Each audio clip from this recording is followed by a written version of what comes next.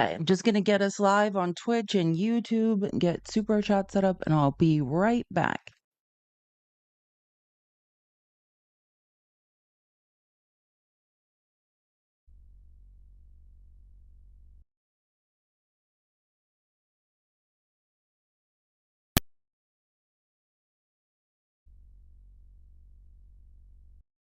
Welcome to the People's Receipts, episode I think 89, almost to 90. Time flies when you're having fun. W- Almost ready to go. Give me one more second to set up YouTube, and we'll get this slightly depressing party started.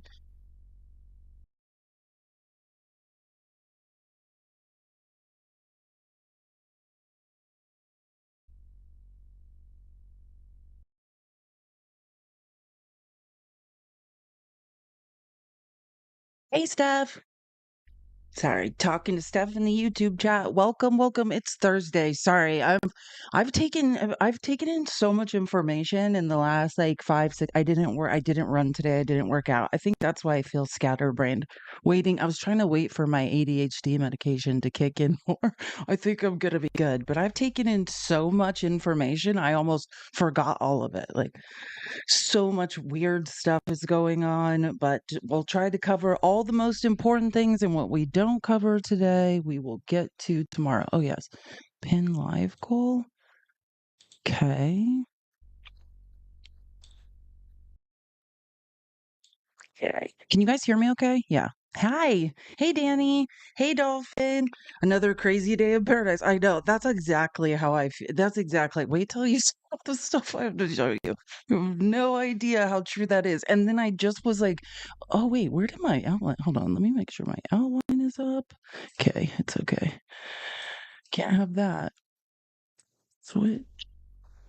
Make sure Discord's up. Okay. And then I just opened my computer and I feel like I saw this morning, but that guy, that officer in the Breonna Taylor pew-pewing, the Justice Department is asking for a 1-day sentence for him. I hate this world. What's his name? It seems like Brett Hankinson or something, I believe. That's the update. I was like, God, that's depressing. Just this is a New York Times article. It's called "The Justice Department Asked for 1-Day Sentence for Ex-Officer Convicted in Breonna Taylor Raid." Cool. Cool. That's what you get when you break into an innocent person's house and unalive them is a 1-day sentence.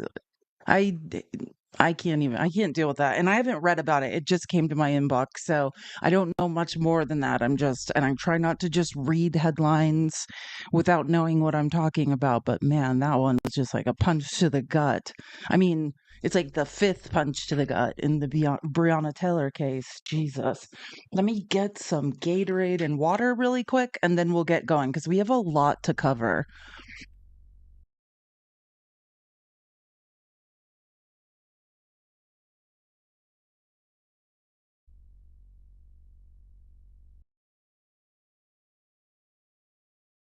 Okay. First thing that's really important before we start talking about all the horrifically depressing things we have to talk about is, I was informed this morning by a MAGA podcaster that we all need to be careful. You know those hanging air fresheners in your car that go on like the mirror? Well, they're making people gay. So I'm just here to warn everyone in case you have one of those air fresheners in your car, that hangs on the rear of your mirror, that it is in fact turning you gay. MAGA podcasters are very upset about this and they are sounding the alarm. Thank God. I mean, I have no idea. I don't know what these people are talking about. But like, I was thinking about it. I was like, this is insane. And then I was like, wait, no, it's not. The head of Health and Human Services is telling people that, like, fluoride's turning people gay. So I guess this is just an extension of once you get into like the granola MAGA anti-vaxxer types, the ones that are like chemicals are turning the kids gay. I think that's what they're talking about. But I just thought it's important that if you have an air freshener in your car, that could be the reason. If you're starting to be attracted to the same sex, it could be your hanging Christmas tree air freshener. Tap the screen. Wait, is this? Oh, don't. Freshener is turning you gay. Our air freshener is turning you gay. It is depleting you of testosterone. It is wrecking your hormones. I just was in an Uber and the Uber driver had like a pack of car fragrance trees. Understand? I mean, I don't want, because, like, do you understand how idiotic just that sentence was? Like, it's depleting your testosterone. What does your testosterone level have to do with whether or not you're with your sexual orientation? Let me help you. Nothing. Like, what?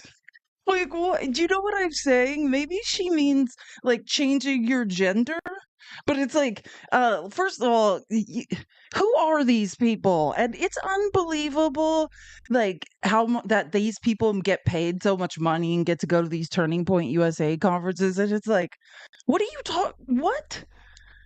Hold on, let me start it over.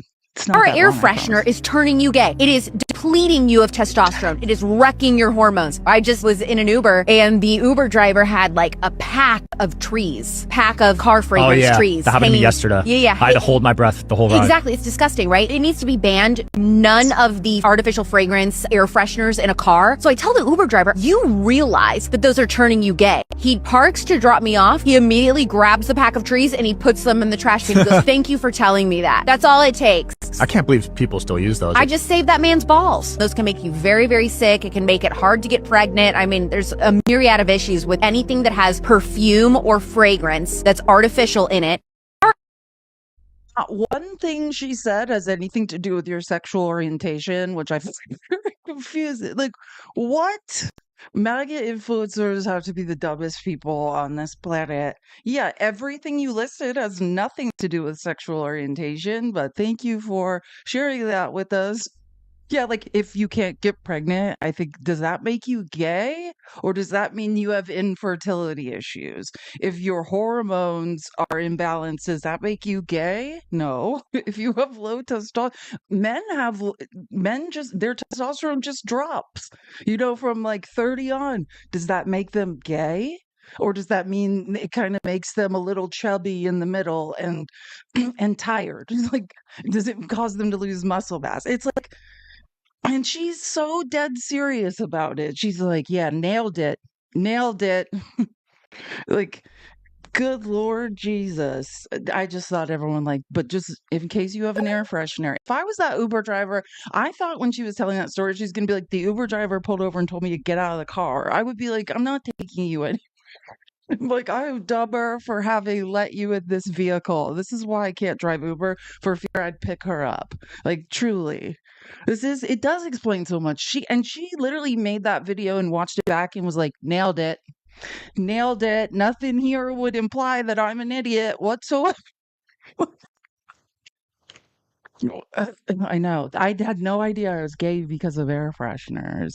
Like, I could have been straight. Now I like men and women probably because of air fresheners in cars.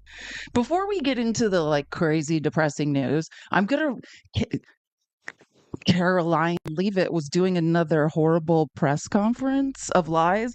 And I never showed you guys this because we had so much to talk about. It was, we had so much going on Monday and Wednesday that I didn't show you guys this, but I don't know if you guys saw, there's two things that people keep talking about, these like, Trump's hands, and then like the fact he has no ankles anymore, like his legs are, which circulation problems. I understand that, he just, blood is just like fluid is just sitting in his legs. They're like tree trunks. He literally has no ankles anymore. And so, oh, hey, Mary. Yeah, come. Nice to see you, Marianne. Thanks for not well, maybe we can scream at each other some other time. A pleasure as always. Have a good day. Yeah, so these are the two things this week, particularly reporters in press conference keeps asking about his hands and what's wrong with his hands. And to the point where now they're, I guess, had to like admit that something's wrong with him. And I wanted to play this clip there because, first of all, remember, this is a narcissist who's trying to pretend he's God. And people have asked enough times that they have to give an answer. So they're saying that this the very clear problem he has with circulations, with his veins, everything has to do with shaking too many hands. I used to work in corporate America. I used to sit at advertising conferences and shake like thousands of hands. I don't know of anyone who this happens to from shaking too many hands. But I just thought I would record this because I never talked about it on Monday or Wednesday and show you guys the clip. This is from a press conference that just happened with a reporter asking Caroline about this. In the media have been speculating about bruising on the president's hand and also swelling in the president's legs. So in the effort of transparency, the president wanted me to share a note from his physician with all of you today. In recent weeks, same physician that said he's 6'3", 180 pounds. That same physician? What could go wrong? Why shouldn't we the same physician that said he's built like an NFL receiver? Why would we not listen to that physician? President Trump noted mild swelling in his lower legs. In keeping with routine medical care and out of an abundance of caution, this concern was thoroughly evaluated by the White House medical unit. The president underwent a comprehensive examination, including diagnostic vascular studies. Bilateral lower extremity venous Doppler ultrasounds were performed and revealed chronic venous insufficiency, a benign and common condition, particularly in individuals over the age of 70. Importantly, there was no evidence of deep vein thrombosis or arterial disease. Laboratory testing included a complete blood count, comprehensive metabolic panel, coagulation profile, D-dimer, B-type natriuretic peptide, and cardiac biomarkers. All results were within normal limits. An echocardiogram was also performed and confirmed normal cardiac structure and function. No signs of heart failure, renal impairment, or systemic illness were identified. Additionally, recent photos of the president have shown minor bruising on the back of his hand. This is consistent with minor soft tissue irritation from frequent handshaking and the use of aspirin, which is taken as part of a standard cardiovascular prevention regimen. This is a well-known and benign side effect of aspirin therapy. And the president remains in excellent health, which I think all of you witness on a daily basis here. So the president wanted me to share that note with all of you. I'm happy to take. This is a side effect of aspirin therapy. I don't know. I think I screenshotted it, but I was listening to a clip that I didn't clip the clip, but David Pakman, I think on his podcast or something, was talking about how I don't know, someone he knew's hand looked like that or something, and they had like congestive heart failure. I think I like took a screenshot of it. This is the Midas Touch release, like right after this clip was played in the press conference. Donald Trump has been diagnosed with chronic venous insufficiency. This is a condition where veins have trouble sending blood from the legs back to the heart, often due to valve damages. Well, that is a heart problem. This can lead to blood pooling in the legs, causing various symptoms and complications. Yeah, my dad's legs are swelling pretty bad, so I get that. Here, you can tell Trump has like serious compression socks on. Stage 3 and above. Oh, so this is like the breakdown. Stage 3 and above indicate chronic venous insufficiency, giving Trump swollen ankles and alterations in color to Trump's skin. He is likely at minimum stage 3 or 4. Interesting. Okay, so and then I just thought it was funny because this is one of the guy always plays clips and right underneath it's fade. Oh, I'm just reporting. These are just the receipts. I'm just showing you the receipts. Journalists are asking questions, just whatever. But I never told anyone that on Monday or Tuesday, and people have repeatedly been asking about that in press conferences. Oops. But I thought this was funny because this is what's funny about it. So this question gets asked, and I swear to you, like seconds after the press conference ended. Like, it's like Trump calls Fox and is like, tell them I have the strongest handshake ever. Like, seconds after the press conference ends, Fox is like, Well, he's got the strongest handshake ever. Look at, you can see the like discoloration on his, which I assume is like some sort of flesh bandage, but oopsies. Wait, where's my clip? There it is. Serious, it's completely benign, it's cosmetic, and it's expected from a man in his late 70s who's standing on his feet all the time. And to your point about shaking hands, her point about shaking hands, Carolyn Levitt says, look, he's on an aspirin, he shakes a lot of hands. I've shaken the man's hand. He gives a very vigorous handshake. Serious, it's He shook. Like, is everyone okay in this country? He gives a very vigorous handshake. I bet you have shaken his hand. Yeah, sir. Like, creep. Oh, I did screenshot it. This is what I was talking. This was from yesterday from David Pakman. He said Trump's ankles are swollen, his hand is bruised and now covered with makeup. That's not normal. Possible causes: congestive heart failure, IVs, blood thinners. Of course, we have no idea because the White House won't ever tell us a thing. Like, this is what I'm saying. This has been widely talked about, like on X and stuff. So I assume that's why they're finally like getting a doctor's note. And Aaron Rupar, who's one of my favorite journalists, said the White House wants you to believe this was caused by shaking too many hands. That's literally what they said there. It says this could happen to anyone who shakes too many hands. God forbid. Oh, and then there's one more question about his legs, I think, that I recorded. Steve, go ahead. Back to your letter that you read at the beginning. Sure. The president, you said mild swelling in his legs. Yes, is sir. it causing him any discomfort? How are you treating it? Nope, no discomfort from the president at all, and you probably all see that on a day-to-day basis. Oh, are you? I see him dragging one of his legs up the stairs of Air Force One. I saw him fall up the stairs of Air Force One, and everyone pretending repeatedly like it is not happening. Like, what are you? He's literally dragging one of his legs behind him when he tries to get on airplanes. Like, what? But and don't get me wrong, like I do agree, like when you get late 60s, 70s, depending on what's wrong with you, but when you guys keep saying, oh, he's in perfect health, he's in perfect health. Yeah, well, you know who else's legs are swollen like that? My dad's, and he is not in perfect health. And when you are in perfect health, your legs aren't swollen to the size of tree trunks. So, you know, your ankles aren't gone. And then again, I don't know if Trump always had cankles. Like, I don't, you know, I actually have never seen Trump's ankles. Now that I really think about it, I don't know. I don't know if he ever had them in the first place. But like, you know what I'm saying? Like his calf and his ankle are literally the same size. That is not in perfect health. Well, that's my point.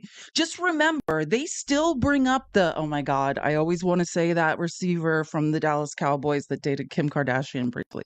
Not Lloyd Austin. Remember when he went and got cancer treatment? They're like, this is a scandal. We need to fire the 4-star general. Like, let's get rid of him.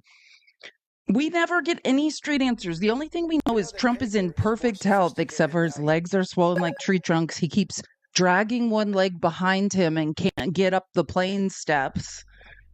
He's literally fallen up the steps and tripped several times, and then we pretend it doesn't happen.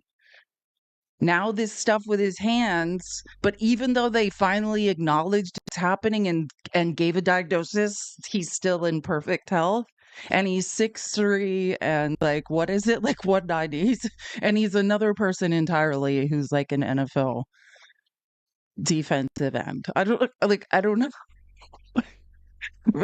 But Democrats have a problem with the truth. I don't know. I think we're in hell. The other thing I didn't show you that I wanted, like, because I just didn't have time to talk about it. I think on Wednesday, God, time flies when you're having fun. I guess it was yesterday. I think it happened on Tuesday.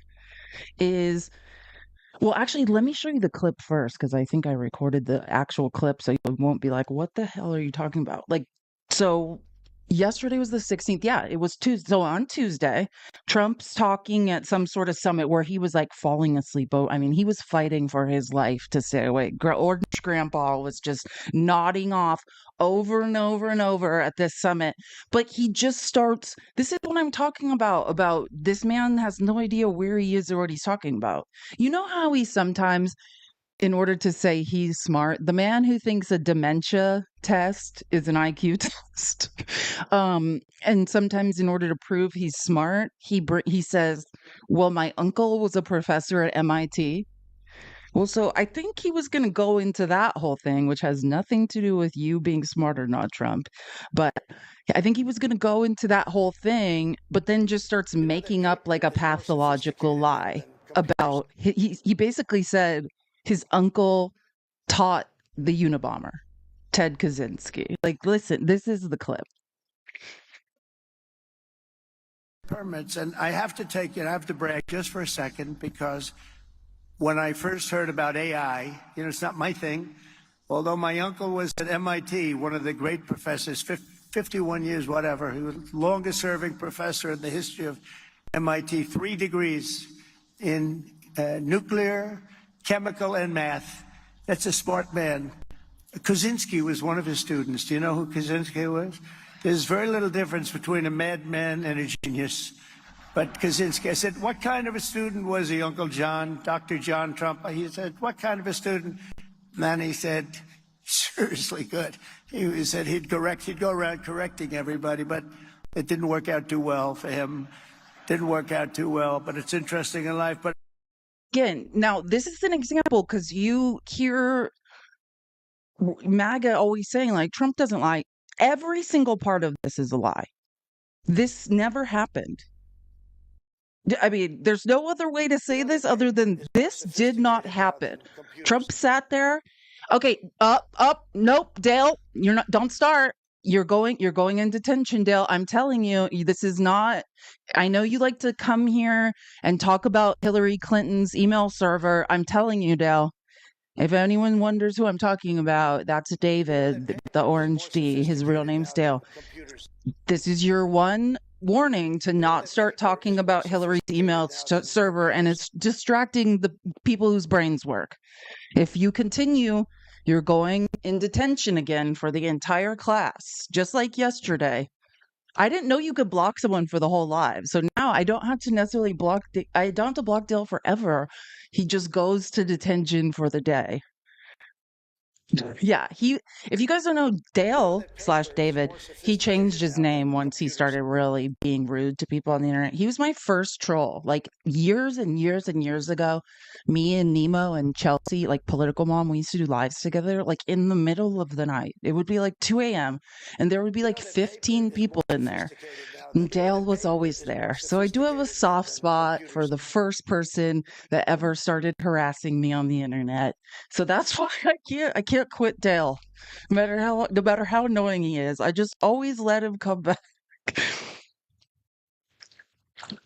But he is like yeah, Dale, I've been seeing you on other people's lives. I think you've gotten much worse than I remembered. I just never watch you. Get Jay to unblock me. Yeah, you're asking the wrong person. But yeah, you can work on that for yourself. I'm sure you did something horrible because Jay barely blocks anyone. Thank you so much for the gift. Okay, so remember, let's go back to the Unabomber. That last warning, Dale, though, you will go in timeout for the whole live if you start talking about something that distracts everyone or annoys everyone. Um, so Trump just makes up Orange Sino Grandpa just makes up that his uncle told him that he taught the Unabomber, and you heard the clip. So Andrew Feinberg, who when I show you Andrew Feinberg's in the press corps, he's from the Independent, and he just questions KKK Caroline about it again right now in this press conference. So, but this is what he said on Tuesday. He was like, quote, Trump just claimed his late MIT You know professor that uncle, paper John is more Trump, taught sophisticated now than Unabomber Ted computers. Kaczynski and recalled asking his uncle about him. He's either lying or he hallucinated the entire thing. John Trump could never have taught Kaczynski, who went to Harvard and Michigan, which explains a lot. Go Badgers, not MIT. So, yeah, that's the issue. But that's the issue with whatever Trump. Well, that's the first issue. And then today, Andrew Feinberg, which you could just tell, Caroline Leavitt hates Andrew Feinberg. I love whatever she calls on him. I'm just like, here we go. Here comes something horrible. This is, and he posts this like immediately after the exchange. He goes, Press Secretary deflects when I ask why Trump made up an impossible story about his uncle teaching Unabomber Ted Kaczynski and declines to take my follow-up question about whether he'd pardon Ghislaine Maxwell if the Epstein case is a quote-unquote hoax, like Trump said. Which he better not pardon Ghislaine Maxwell. That's like the only person we held accountable. Andrew, go ahead. So on Tuesday, the president told a very detailed story about his uncle, noted scientist John Trump, and Theodore Kaczynski, the late Unabomber. He said that Dr. Trump taught Ted Kaczynski. Ted Kaczynski was not identified as the Unabomber until 1996, 11 years after John Trump passed away. It would have been impossible for John Trump to have ever discussed the Unabomber with the president. So what was he talking about? And I have one follow-up. Andrew, with so many issues going on in the world, I'm a little bit surprised you would ask such a question, although I'm not sometimes coming from you, I will say, but I'm willing to give you an answer. Nevertheless, the president's uncle did, in fact, teach at MIT. He was a very intelligent professor. The president's very proud of his family. In fact, I have Nobody, do you see how she's a liar? Like, this is my point. We have got to get people who will just not lie. Do you know what I mean? Nobody's disputing if Trump had an uncle who was a professor at MIT. We're asking why Trump was falling asleep, has these weird things going on with his veins, why his ankles are swollen to the size of tree trunks, why he's literally either hallucinating or is a pathological liar all the time. I think all of that is related, right? Like, he asked this question right after they're talking about Trump's health. It's not like he's just like, and Trump made up the story on Tuesday and told the press corps that.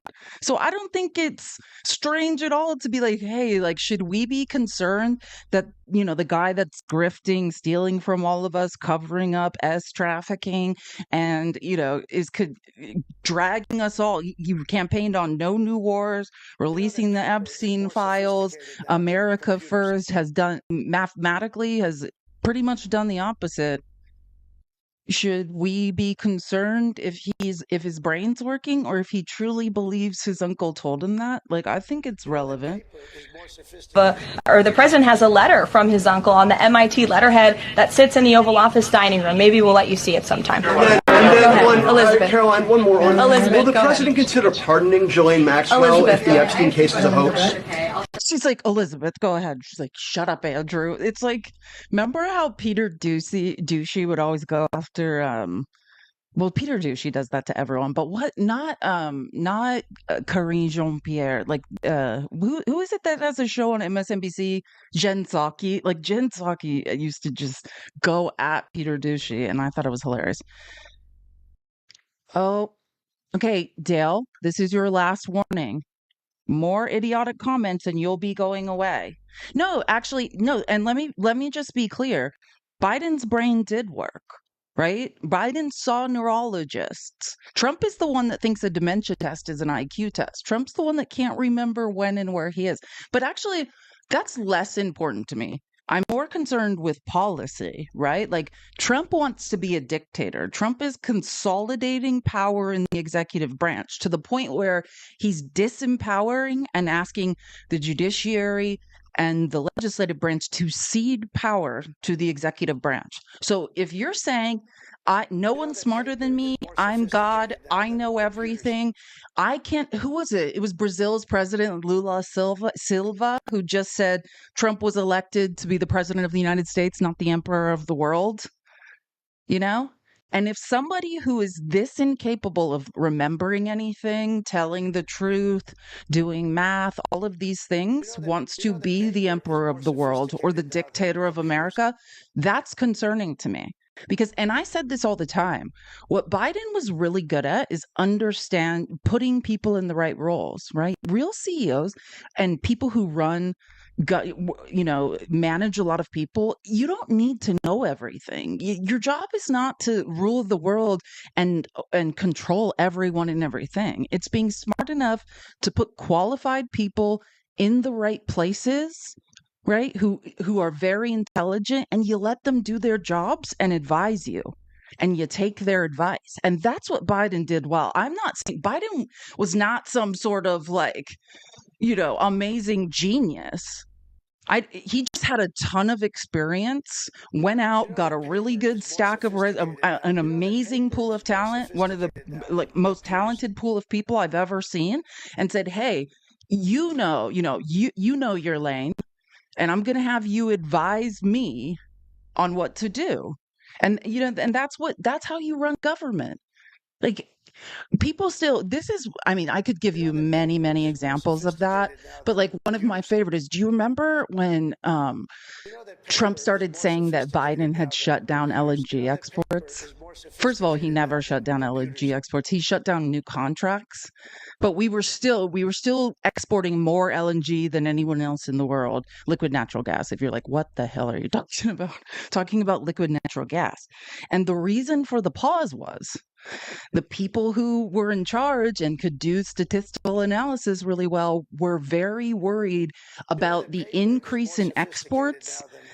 But Trump never told the real story. And I say everyone who heard about this, because I think MAGA knows what I'm talking about, maybe more than leftists do, because this was more of like a MAGA conspiracy theory. Oh, Biden, we were always energy independent, right? We were always exporting more than we were importing under Biden. We were energy independent right after Trump's administration, or maybe in the last year of even Trump's first administration. I can't quite remember. But the reason we had paused new LNG export contracts with countries that weren't, it was twofold. It was about certain things with new countries and climate and how it was going to affect the world. But more importantly, go find that report. It's not that long. It was about, particularly in the South, this is going to happen in red states. Your your prices for energy are going to skyrocket because of the exports. Like, Biden was concerned about prioritizing the exports to countries over keeping prices low domestically. And that's still an issue. And that report is super scary. And so I would say, if you, for any reason, or you're in a state where you're dependent on LNG, like, I don't live in a state, I think, where that is an issue. But if you are, go find that report. It's not that long and pretty easy to read, or just put it into AI. It will summarize it for you.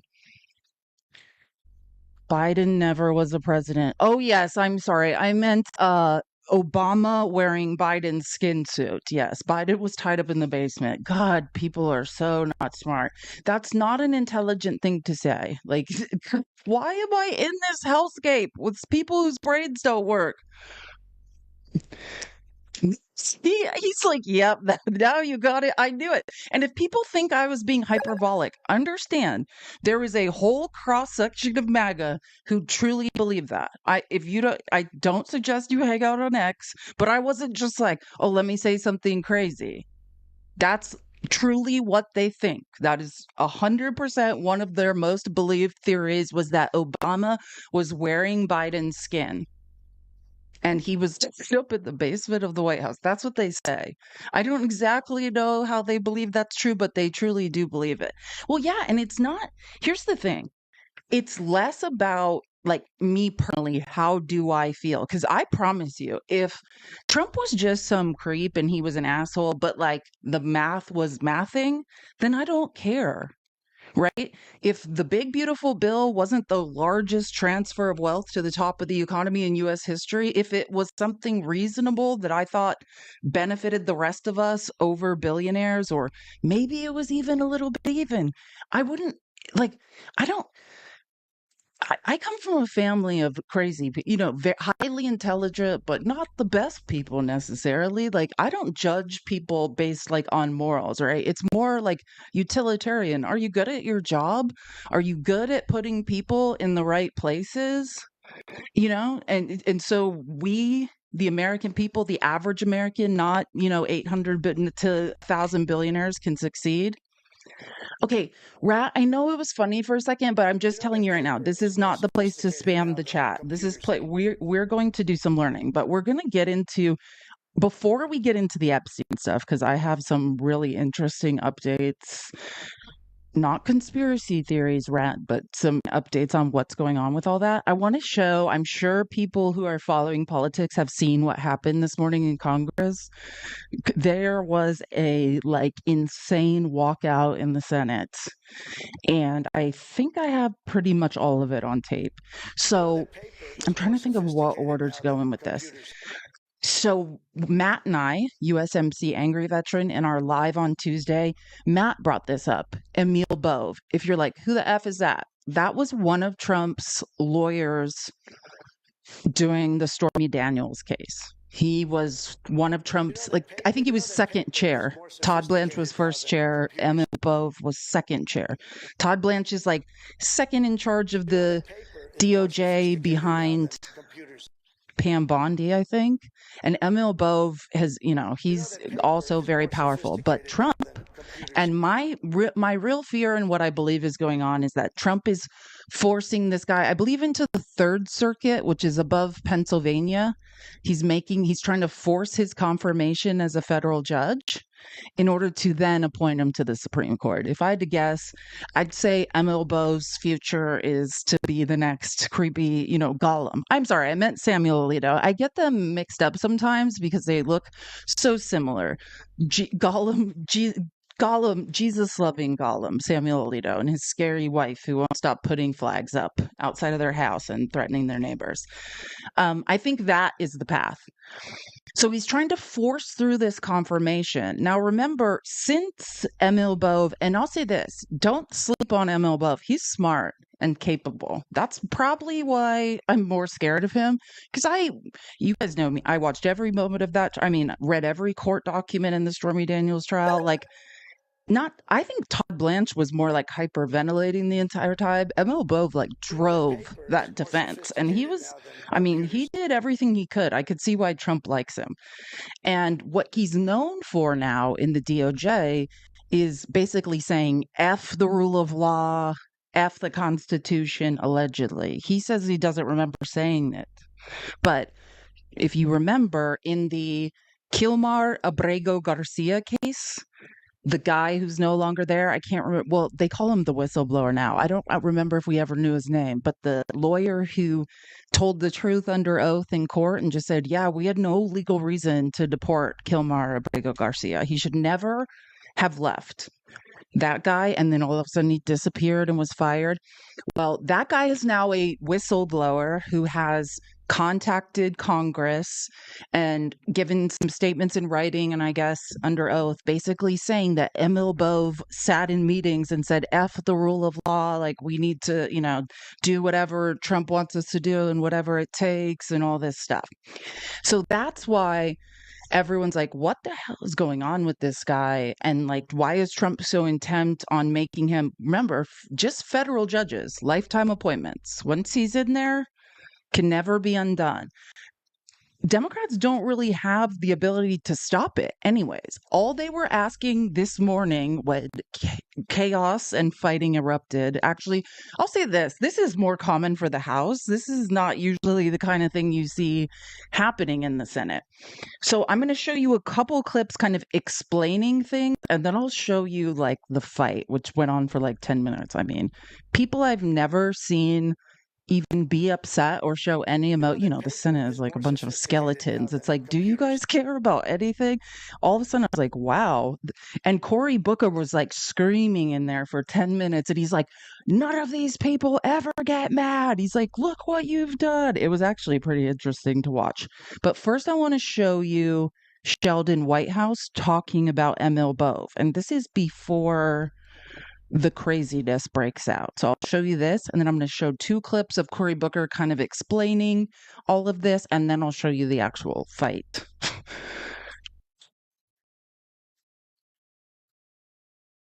To Emil Bove, let me start with this nominee having told a room full of okay, David. Dale, you have to go to detention for the rest of the day. We can try. Maybe we'll try again next week. You're talking too much. Sorry, I had to get rid of Dale. Let me start with this nominee having told a room full of Department of Justice lawyers that if the federal courts didn't back off on restricting unlawful deportations, they would have to tell courts, F you.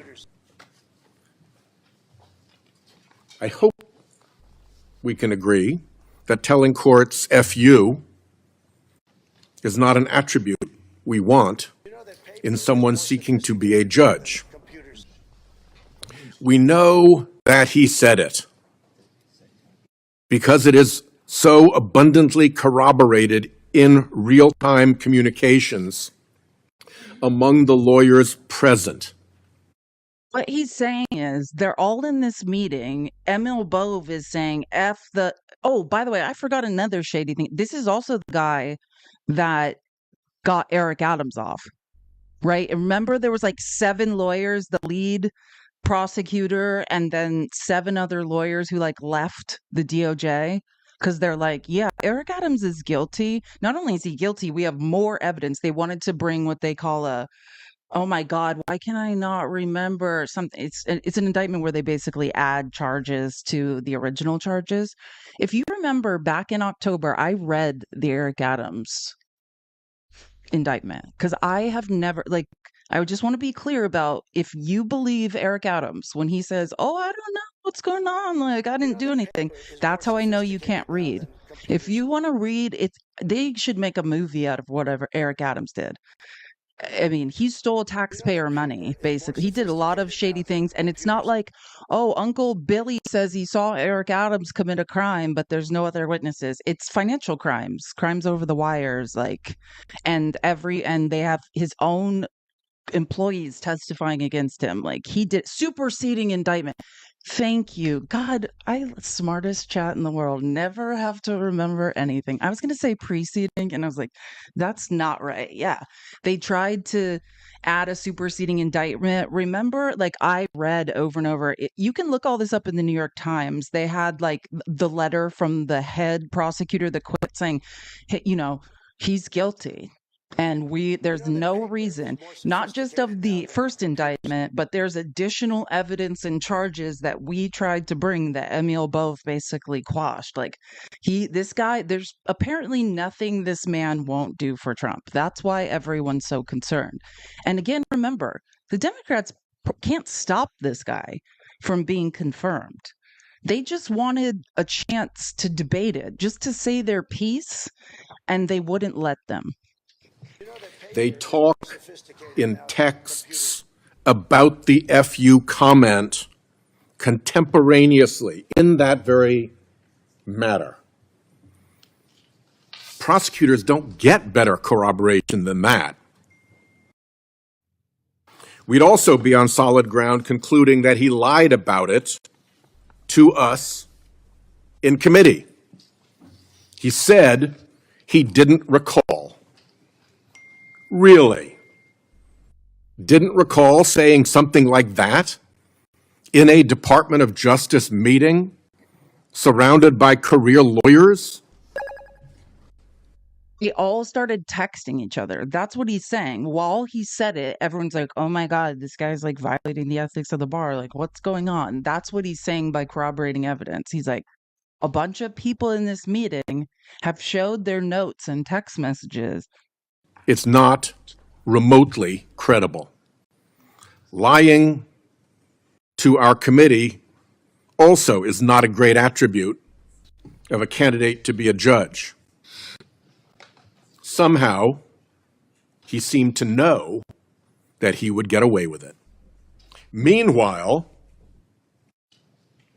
over in the United States District Court of Appeals, there is an order suspending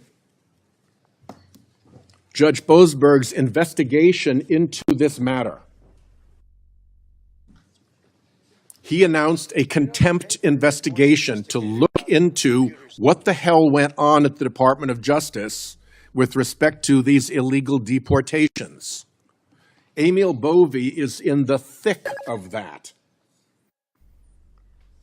He absolutely will Forgot about that. Yeah, he's trying to kill Judge Boasberg from finding out. Like, you know how basically lawyers are saying that the whistleblower who they fired immediately, who's like, yeah, we knew we didn't have any like legal reason to deport Kilmar Abrego Garcia. And he's like, I tried to stop the planes and the planes took off, all of that stuff. That's what he's talking about. And he's saying Emile Bove or Bove. It's a very French name. I would like to know how he pronounces it. It's a beautiful name. Too bad he's such a psycho. Be part of that contempt investigation. And 2 Trump judges on the D.C. Circuit Court of Appeals suspended that investigation. There's a lot of commentary now about how on earth that temporary hours and days suspension has now lasted, what, a month? Perhaps just in time for this committee to ram through this nominee, likely to be a subject of that criminal contempt hearing, while it's delayed. You see what's happening now? Lush, and I hate it. Thank you for the giveaway subscription. I saw someone else resubscribed. If I miss anyone else subscribing, we're trying to get to 360 subscriptions. Normally I have 500. I had to take a couple weeks off for mental health. Jesse, you received a supporter subscription. Oh, was that you? Did you do 2 giveaway subs? W Lush, and I hate it. And then I saw Caitlin subscribe. Thank you so much. I'm sorry.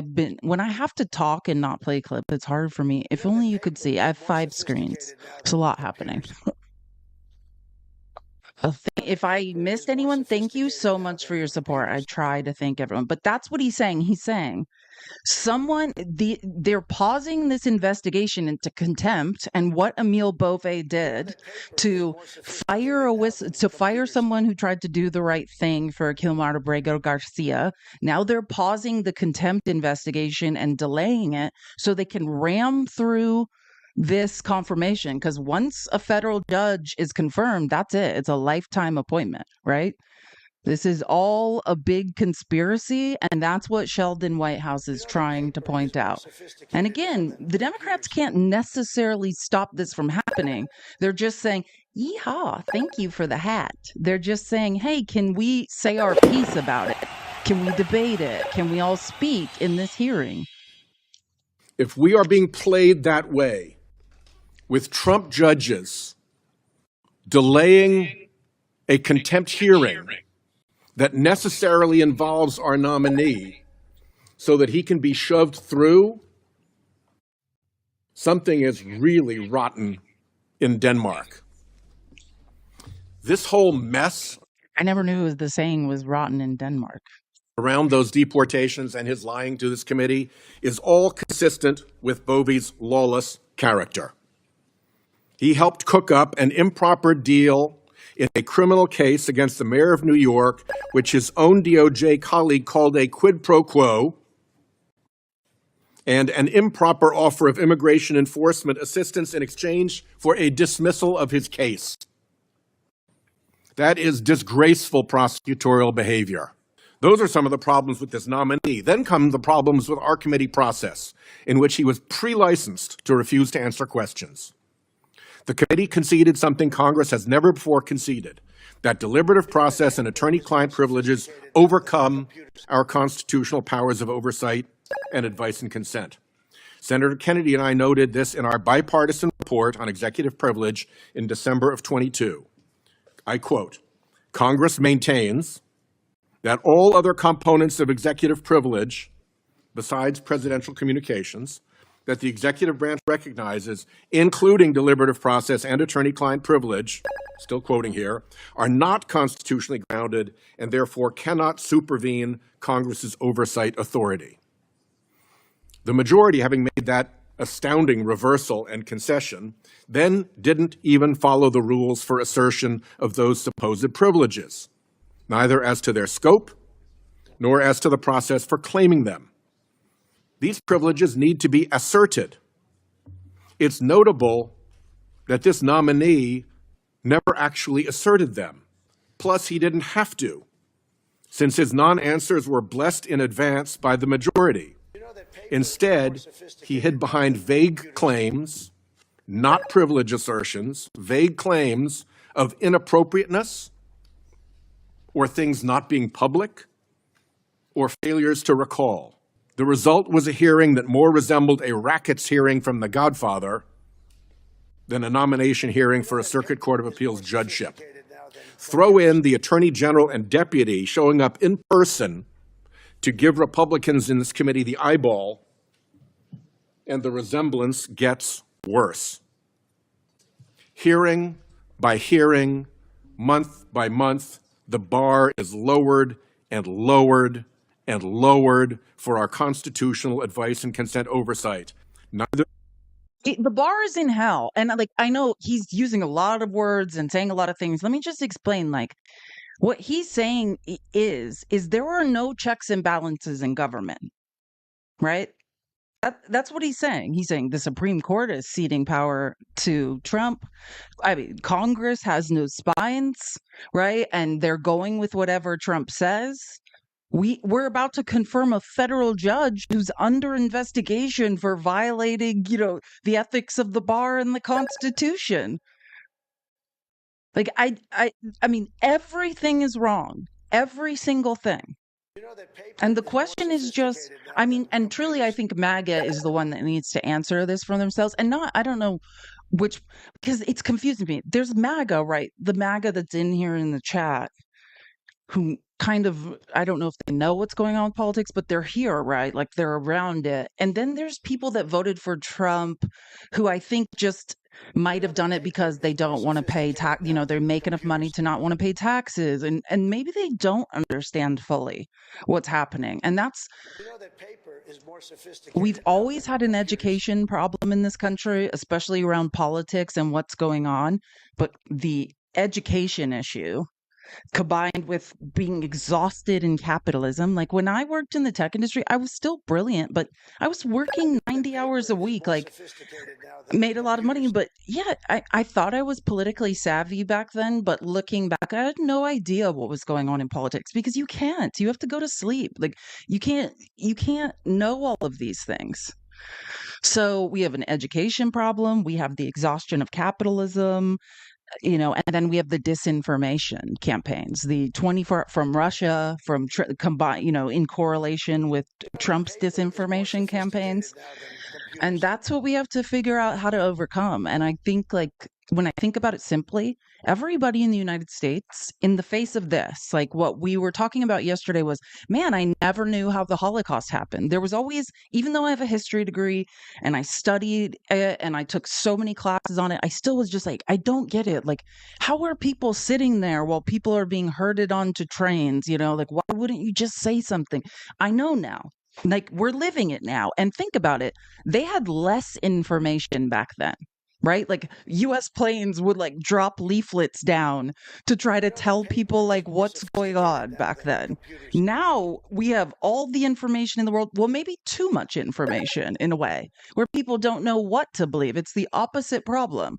But now I know how you could sit there and watch people be taken to a concentration camp and not just sit there apathetically, because I always used to think it was the apathy that was the problem. But now I see people cheering it on. Thank you. Octopi are the closest thing we have to aliens on the earth, and they're also the smartest. Thank you so much. So now I get it, right? Like, people still think this is a good idea, and I didn't record it because I have so many things to show you today. But I saw a guy making a video, and he was kind of I think from Alabama, and he was saying, yeah, all these people that I know from my small town who voted for Trump, they just voted. And then they're just like, he's making America great again. And he was giving examples of how he would go back to people and say, well, did you know Trump did this? And they would just say, no, I have no idea what you're talking about. They'd just be like, he's doing a great job. It's like, once every 4 years, some people cast a vote and they're just like, Everything's great now, and they just go on their way. So I'm only calling this out to say, like, how do we overcome this, right? Like, the people's receipts is my answer to that. Like, I always thought when I was a regular teacher and I had to follow curriculum, like, I would teach differently. I would use different teaching tools. I would show funny clips. Like, I would make it more interesting. This is like education for adults with ADHD. That's what the people's receipts is.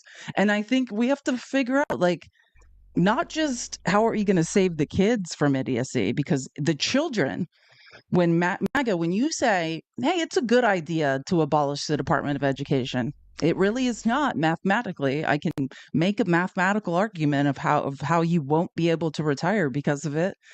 The children, you are depriving of equity in education and this extra services or help they need, right? Like affirmative action to give them the same care and education that children that have resources have, right? When you deny children that, it's the lifetime earnings of these children that we all have to retire off of.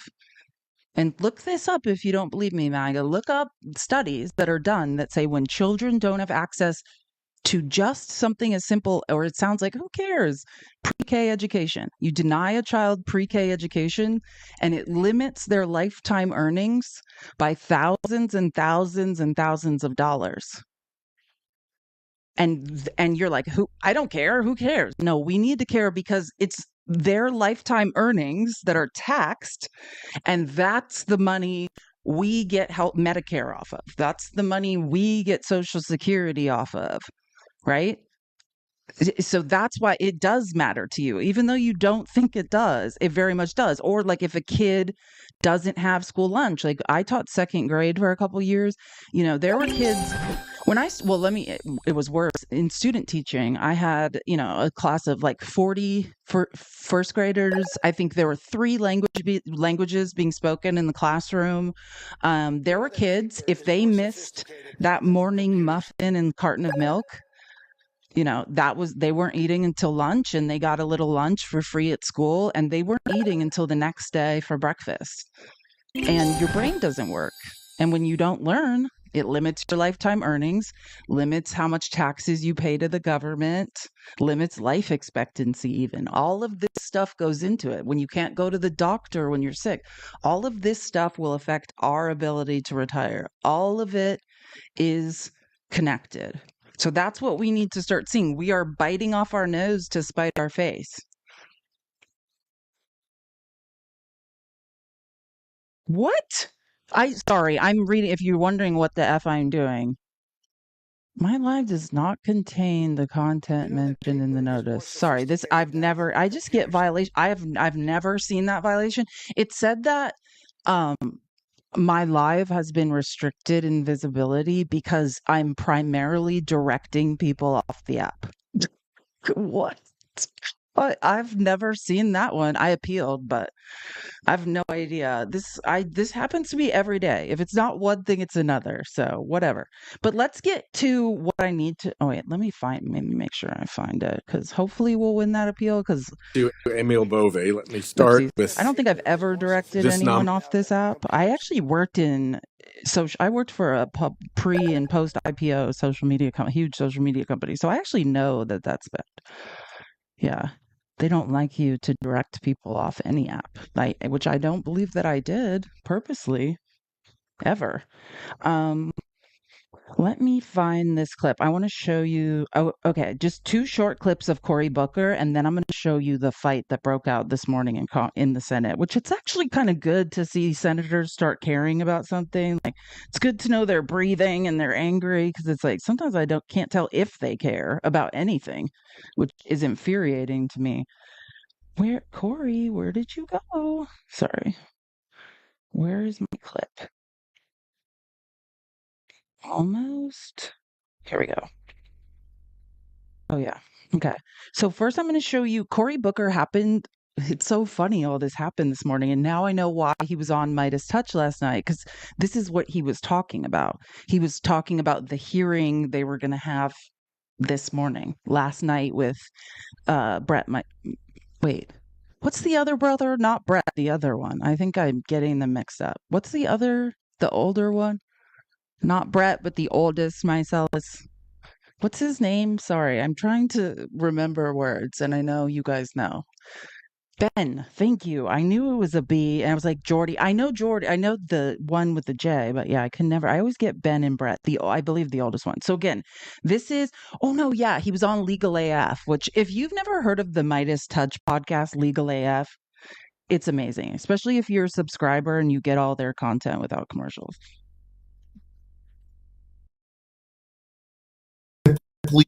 Now, with President Trump consistently attacking the judiciary when it doesn't do what he wants them to do or tells them to do, we now see him wanting to get rid of a check and balance on the judiciary. And the way he is doing that is through his ability to put people on the court that don't reflect a certain judicial philosophy. You know, I would obviously disagree with conservative judicial philosophies, but are simply ones that will follow his orders. And this is what he said on Truth Social about Bovee. He said, this is a person that will do, quote, anything necessary, end quote, to support his MAGA agenda. He's putting people on that are not coming out of a certain sort of judicial thought, area of judicial thought. They are just loyalists who are proven loyalists. And in this case, what Bovee has done and what this whistleblower has pointed out to is he has no respect for the rule of law whatsoever. He is a Donald Trump acolyte, or someone who will just follow what Donald Trump says he'll do. And in the worst way, when there were a potential, as you said, with the Abrego Garcia case, is that he just said to people, excuse my language, but fuck the rule of law is what he said, quote unquote. Those are his words. Those were his words. Yeah, not my words. For emphasis, that is exactly what he said, literally.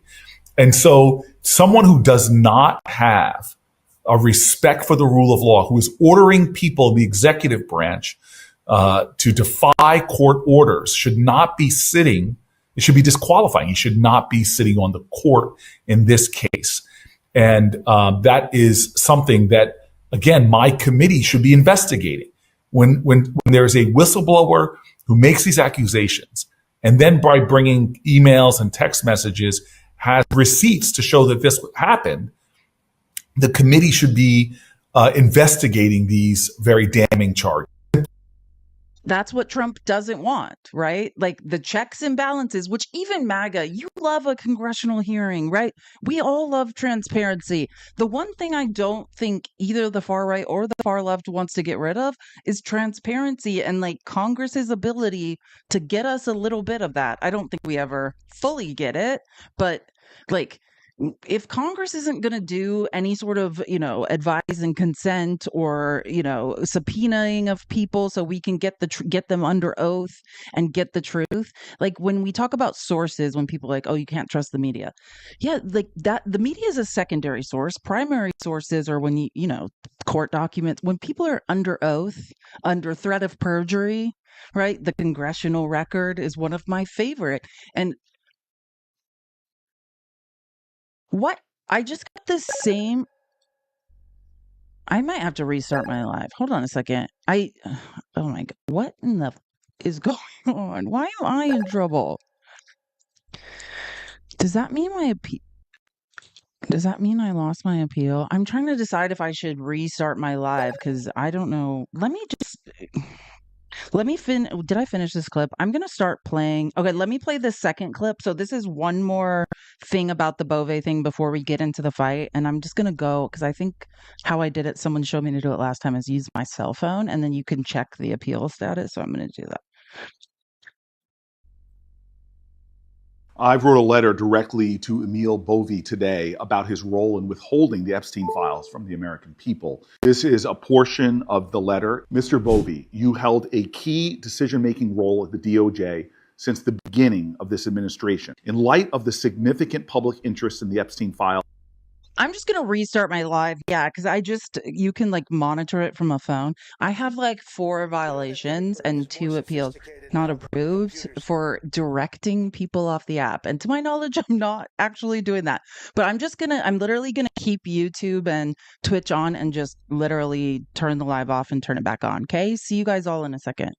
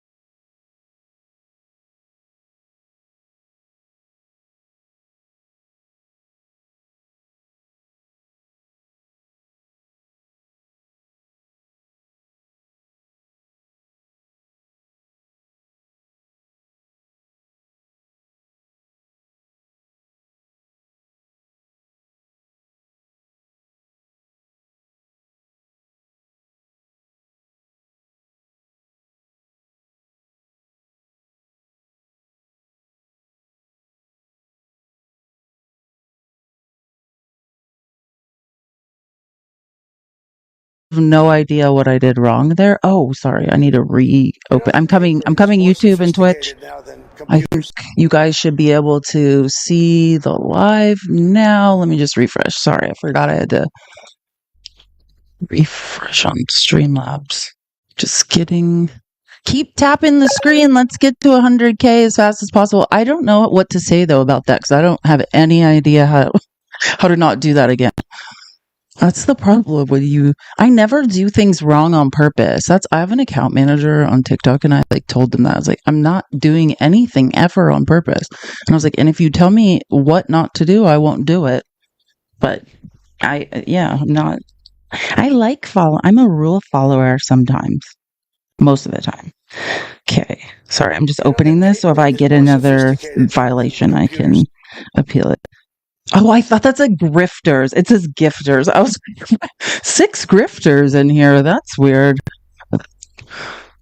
Okay, let me just reset some goals. Let's all tap the screen. Thank you guys so much for your Oh, I guess that means Dale can come back. Hopefully he won't figure that out. We'll just reblock him. He's in detention. Let me okay, the goal is still pinned. That's crazy. Okay, cool. So again, we're just going to listen to this last clip and then I'm going to show you the giant ass fight that happened in the Senate this morning, which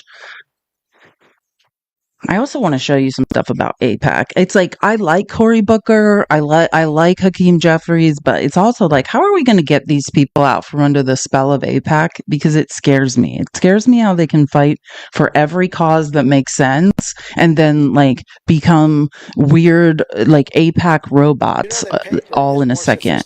Like, I was going to wait till tomorrow. Tomorrow, I think I'm going to do a piece on Mom Donnie because the way that, I don't know if you guys know this, but like Cory Booker, I'm just waiting for people to get back in here. If you're like, why are you starting a new conversation? I'm letting people trickle back in and so we can get more people in before I play the clip again. And tap the screen, share the live. Most importantly, I usually always hover around 500 subscriptions. If you would like to subscribe and or buy something from TikTok Shop, because we love TikTok Shop, and that's primarily what we do on this live, is talk about what we have or have not bought in TikTok Shop, because it's the greatest marketplace on the internet, and we love giving our money to TikTok. That's what we do every day, and I would never direct anyone to leave TikTok for any reason.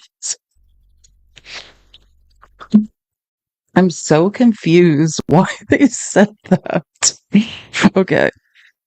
No one's ever leaving TikTok again. This is the only app we use online. So scary.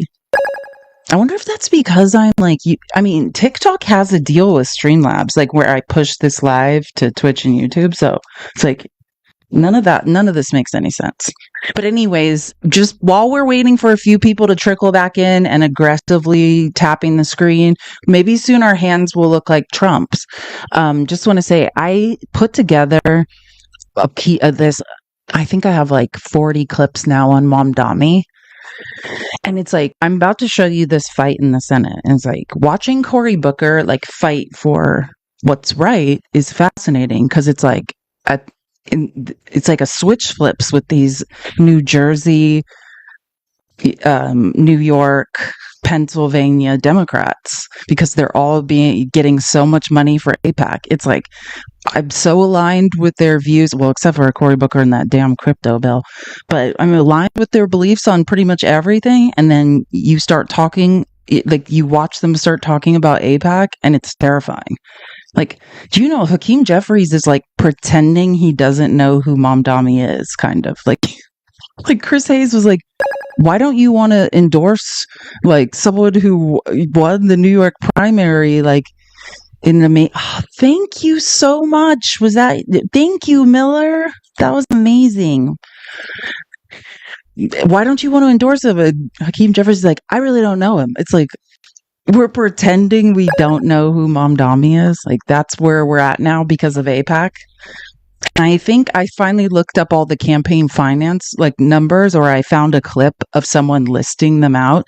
And I think everyone's insanity and refusal to support, like Democrats' refusal to support Momdami in New York, New Jersey, Pennsylvania, Connecticut is directly proportional to the amount of funds they are receiving from AIPAC. I think because I always wondered if anyone knows who Representative Richie Torres is. He's from the Bronx. And it's like, he could sit on the Progressive Caucus until you listen to him start talking about Israel. And it's like invasion of the body snatchers. And I finally looked, he's gotten, I mean, some people have gotten like 200,000 from AIPAC, 500,000, 800, 1.4 million Richie Torres has gotten from AIPAC. Which he is the craziest of all of them. And now I get it. It's like directly proportional to your ability to like deny reality and like support the IDF. Okay. Anyways, I think we have enough people in here. Let's go back. So this is the last clip I want to show of Cory Booker talking about Emile Bove before we get to the fight that broke out this morning in the Senate hearing, where basically Republicans just refuse to let Democrats speak. They're just like, nope, you're not speaking.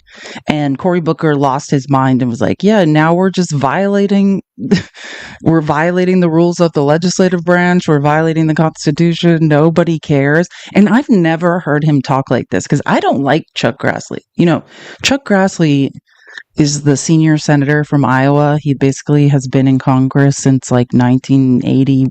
I think actually literally full stop. I think it's somewhere around there. He came on a covered wagon. And it was like Cory Booker's like pleading with him, like, you are not this person. I know you're not this person. It's like, what is going on?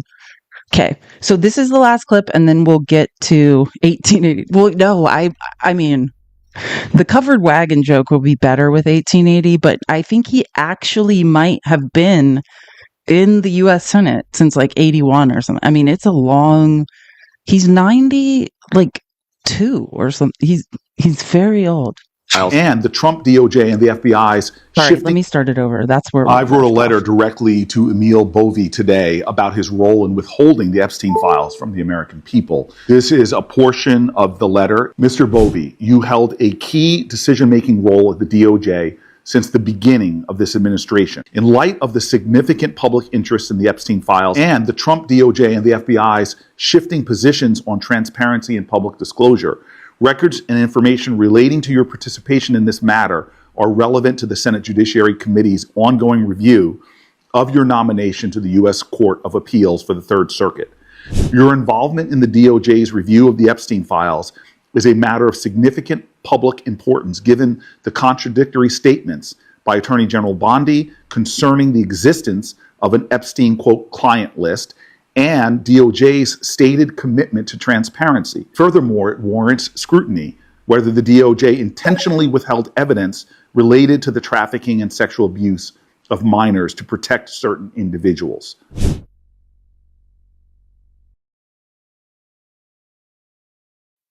Oh, I didn't know it ended right. That was weird. Okay.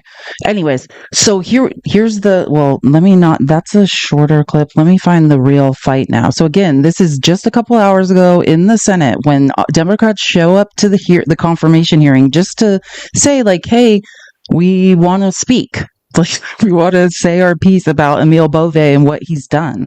And Chuck Grassley's who's the chair of this committee, the Senate Judiciary Committee. That's the big boy committee, like whether in the House or the Senate. Judiciary is like where most people are lawyers, like the heavy hitters. And they're like, oh, you're not going to let us speak? And then the fight breaks out, which this is kind of a bad view. C-SPAN had a better view, but they didn't have the entire clip. So sorry. I'll try to make it bigger. Oh, you can't even see. Hold on. I'll try to make it bigger because I hate when they just have like one box. It drives me nuts. I will now go to voting because we have competing markups and other committees and people have to leave here soon. We'll go to Bovey's nomination. The clerk will call the roll. Mr. Chairman, point of personal privilege. Mr. Chairman. Mr. Chairman, according to Rule 4 of the committee, we have the right to continue to debate this nomination. No. I'm invoking Rule 4 of the committee. We have the right to debate this nomination. So, Cory Booker got this right. Maybe not constantly taking money from AIPAC and supporting the TikTok ban and all the other things that some people do that annoys us. But this moment, Cory Booker gets it very right. Like these are, and like I said, in the words of my Division I volleyball coach, celebrate what you want to see more of. You're out of order. I'm seconding Senator Booker's demand for a vote on his request to hear from the whistleblower. Mr. Chairman, you should at least acknowledge my Rule 4 point of order. You're out of order. I don't understand this. What are you afraid of about even debating this? Putting things on the record, hearing from every senator, dear God, that's what our obligations are. It's to state our reasons for debate. At least address the Rule 4 point of order that we're calling. There's no need to rush this. What are we afraid of? We're not pressing for the 2-hour rule like you all did when you were in the minority. We're simply asking for a credible amount of time to air our concerns before the vote. We respect each other in this committee. We respect the understanding that we have things to say. But yet we're doing this in a way that makes no sense to me. And it makes no sense to me because we're not trying to do things like force the committee to close or force a 2-hour rule. This is about understanding that people on this side have a responsibility to state their issues. Mr. Sir, you could call me out of order because this is out of order. This undermines the basic decency of this committee. Yes, maybe overrule a Rule 4, but at least address the Rule 4 point of order that senators were elected to debate issues and debate nominees. This is absolutely insane. What is the rush? Sir, I am interrupting because you're interrupting a regular point of order. At least address my point of order. I have the right to do that by the rules of this committee. If you want to overrule the rules of committee, then do so. But this is not in any way in order. You are obligated to address a point of order according to the rules of this committee. You could overrule me by a Senate vote. You're violating. I just want to say, remember, and Matt and I were talking about this in our live on Tuesday.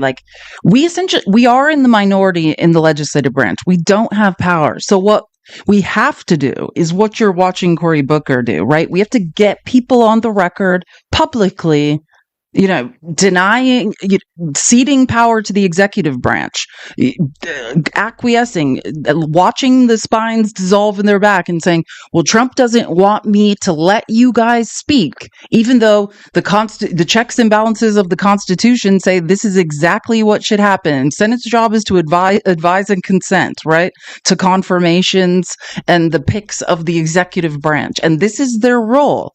And because Trump knows what's coming, knows there's this whistleblower, knows that Emil Bove has done shady things in the Eric Adams, dismissing the Eric Adams case, shady things with the lawyer that worked for the DOJ that said, hey, we had no legal right to deport and kill Mara Abrego Garcia in a concentration camp. Then he disappeared, right? Trump doesn't want this debate to be on record. So, and I'm not saying, because man, we have a lot of senators. I've never seen some of the people that get up and walk out. I've never seen them even pretend to care about anything in my life. So glad you guys got up and walked out. But if it's not for him, this is the point I want to make. If he didn't stay here and scream for 10 minutes, if you just get up and walk out, how will anyone know what is going on? Do you know what I'm saying? You have to dig your heels in. Even if you can't win, and I say this all the time, that's the number one lesson I learned by being raised by a malignant narcissist much smarter than Trump. You're not going to win every battle. As a matter of fact, you're going to lose the vast majority. But you dig your heels in and give them hell. Every second of every day. It's like, hey, oh yeah, if you're going to ruin my life, I'm dragging you to hell right alongside me. Like, that is the energy you have to have every minute of every day. Is like, oh, you're going to ruin my life? Well, I'm going to set yours on fire right next to mine. Every single second I feel misery, I feel anxiety, so will you. And that is the only way. It's not that you'll ever get them to develop empathy or care. It's just they're like, God, this isn't worth it. This person is insane. Like that's how I finally got my much smarter than Trump malignant narcissist mother to stop. It's like, she's just like, it's not worth it. She's insane. I'm like, I am. And that's what you have to do. So I'm proud of some people in the Senate for just walking out, but nobody knows why you're walking out. You didn't do anything. Why walk out? Chain yourself to your desk. Your own rules. The parliamentarian has been clear about this. The parliamentarian has been clear. You could overrule the rule, the point of order I'm doing, but you have to follow the precedents and procedures of this committee. This is outrageous that you're not allowing senators to have their fair say before a controversial nominee is being done.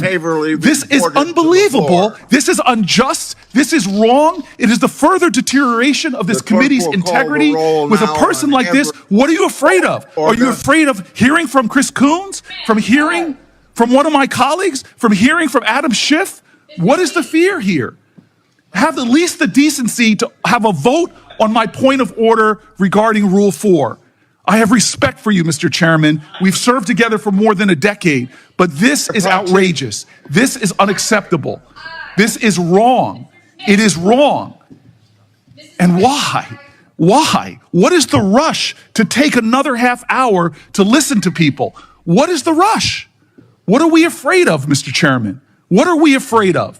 I do not understand why senators can't debate a nominee as we've done when both sides have been in the majority to take the time. What is the thing that you are so afraid of from hearing from my Senate colleagues? This is a violation of the precedents of this committee. We're not trying to...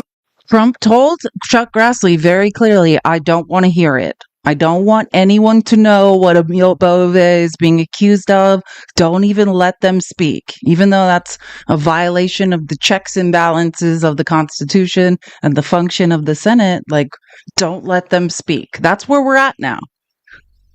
We're appointing a lifetime appointment of a federal judge who's under an investigation by another federal judge that is being stalled so they can force this confirmation through. And by the time people find out what Emil Bove has done, how he has violated the ethics of the bar, it's too late.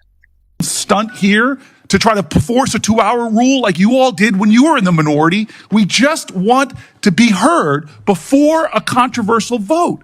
Sir, this is wrong, and you know it. You are a person of integrity. How could you be doing this? At least have a vote on my point of order. Sir, with all appeals to your decency, with all appeals to your integrity, with all appeals to past jurisdiction and past precedent, why are you doing this? This is outrageous. This is a kangaroo court. That's all we have here, Mr. Chairman. This is wrong. To violate your own rules without going by the mandates Now of we'll the call the roll parliamentarian. on Kyle This is Dudek. unbelievable. There's a way to do this. If you want to force this through, if you want to ram this through, there's a way to do it in accordance to the rules as spelled out by the parliamentarian. It is simple. It is clear. There's a pathway to achieve what you're trying to achieve. But sir, this lacks decency. It lacks decorum. It shows that you do not want to simply hear from your colleagues. This is absolutely wrong. And sir, this is to me one of those moments where we are not showing common respect for each other on both sides. I have sat here when we were in the majority and listened to my colleagues' arguments, listened to their passionate statements, and then we voted. This is not that. This is us simply trying to rush through one of the most controversial nominees we've had under this presidential administration. Sir, Just to answer people's questions, yeah, they're not even trying to take more than 2 hours. It's not like they're like, oh, can we have extra rounds of questioning? Like, they're literally just saying, we just want to speak. Like, this is the Judiciary Committee. Our job is advise and consent, like, and question the president's confirmations. This is our job. And why won't you let us speak on the congressional record? Like, this is our dissent, right? Like, when I say, hey, MAGA, you're on the wrong side of history, this is what the congressional record is, how people now, decades from now, will know, like what the minority was saying, that people were fighting against authoritarian fascism, people being sent to concentration camps, violations of the ethics of the bar, violations of the Constitution, the consolidation of power in the executive branch. And now we're at the point where Republicans don't want it on the congressional record. They don't want to allow people to speak. And if you're listening and you're in Iowa, I hope he's not. I hope a 92-year-old, however old Brother Grassley is at this point, I hope he's not running again. But I mean, for the love of God, he's about to do a Dianne Feinstein to sign away power of attorney while he's still, one of the 50 people making decisions for states of this country. But if he tries, you need to get rid of this guy. God bless America. You are a good man. You are a decent man. Why are you doing this? What is Donald Trump saying to you that are making you do something which is violating the decorum of this committee, the rules of this committee, the decency and the respect that we have each other to at least hear each other out? I've sat through so many long speeches of my colleagues. That's the question. What is Donald Trump doing and saying to you? Like that, I mean, that's it. What is happening? What did he say to you that you would say, hey, we can't even give you guys a couple hours to speak? You guys can't have a couple minutes each to speak. What is Donald Trump doing to you to make you do this? Heard their objections. Listen with sincerity to try to see what their arguments are. But we are not doing that. Sir, this is wrong. And you know it. There are some people on this committee who are the least brand people, and they've walked out. Some of the least controversial people in the Senate, some of the people that worked the hardest to find bipartisan common ground have just walked out of this committee. And you don't even seem to care, but I know you do. I know your heart, Senator Grassley. This is wrong. I know the kind of person you are, and you know this is wrong. I don't know Senator Grassley's heart. That's why when I got to this, I was like, do tell. What kind of person? If Senator Grassley's not a bad person, can you tell me about it? Because he seems to not give a shit about women, children, or any, go against his word on the reg. Like, I would like to hear more about what's in his heart, because I've never seen it reflected in his voting in Congress. But imagine pleading and saying this, Sheldon Whitehouse Sheldon Whitehouse is the kindest, most bipartisan, long-suffering person, in the Senate. I get what he's saying, but I'm like, do we know Chuck Grassley's heart? Are we sure? This is not necessary. What is another half an hour to allow senators to be heard? It's what the Constitution mandates. It's the ideals of the United States Senate. The world's most deliberative body should take a decent amount of time to deliberate. But here we're not doing that. Here we are jamming this through with some sense of false urgency. It's one thing not to hear from whistleblowers. It's another thing not to hold another hearing, but to not even allow my colleagues to have their moment to speak against this justice is just wrong. And I know you know this. I know you know this. The only time this rule has ever been overturned by both parties was done when one minority was trying to pull some stunt to stop the committee from hearing. This is not that. This is not the 2-hour rule. This is a basic element of the ideals of this committee, sir. It is the basic understanding of having debate and deliberation.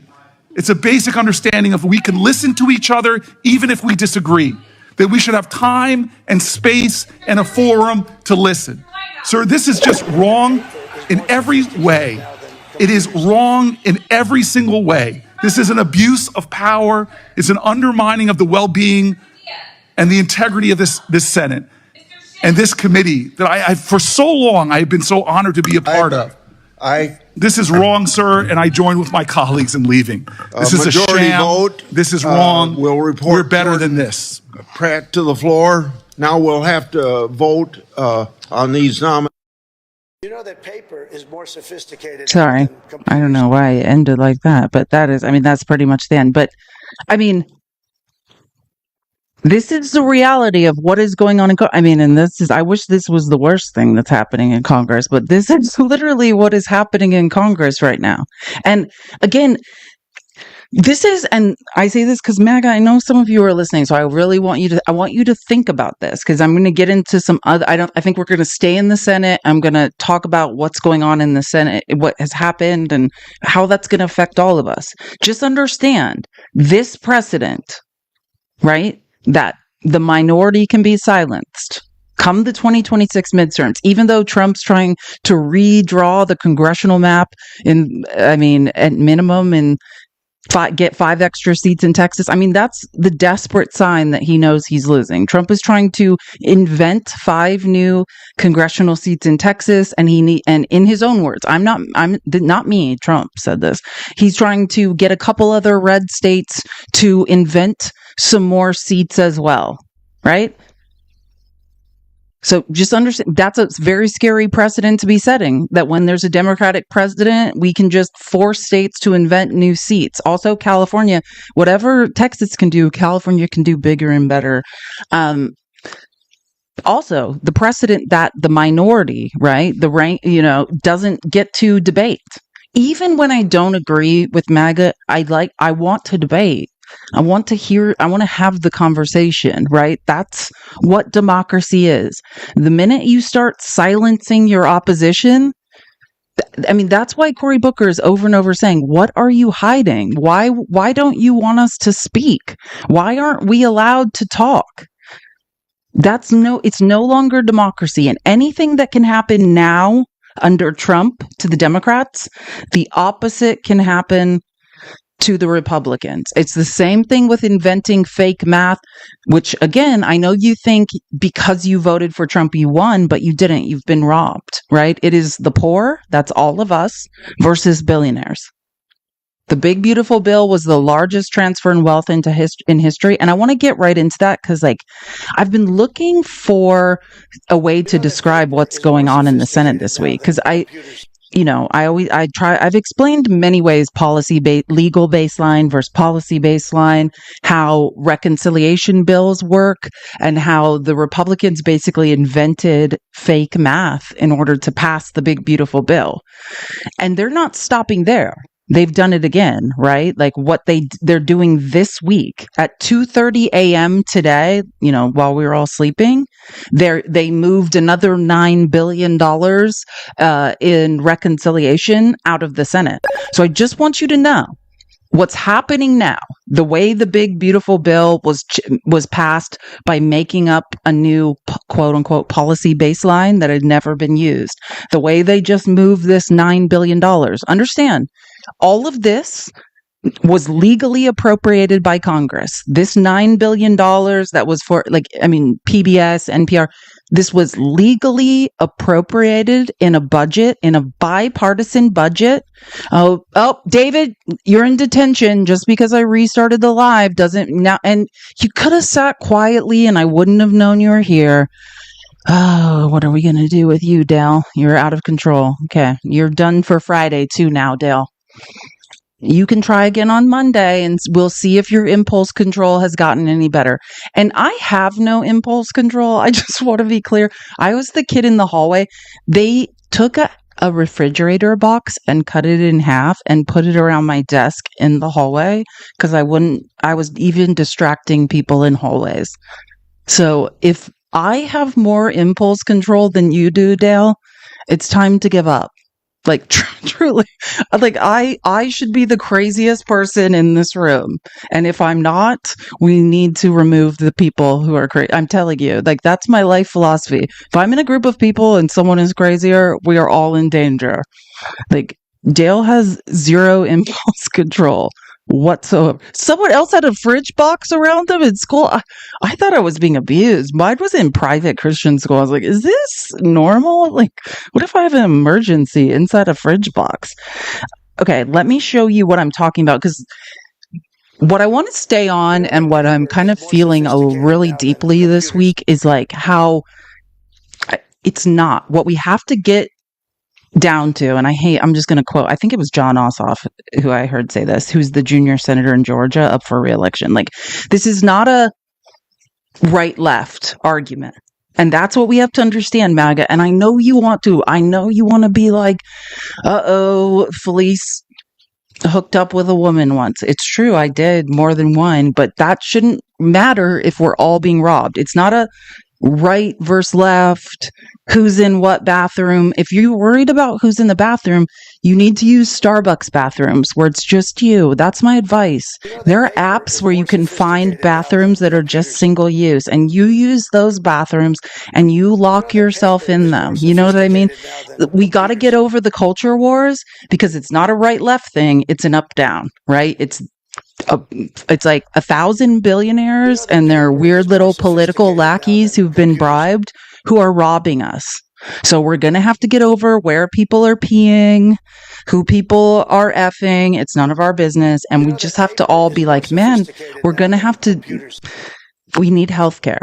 We're the only country in the developed world that has to sell our life force to a corporation for the right to get some antibiotics or for our kid to go to the doctor or our children's children. None of this is okay. So we're just, for the time being, especially in this live, I want to stop talking about what makes us different and just say we're all trapped in a life raft and we got to stop fighting each other or we're going to drown.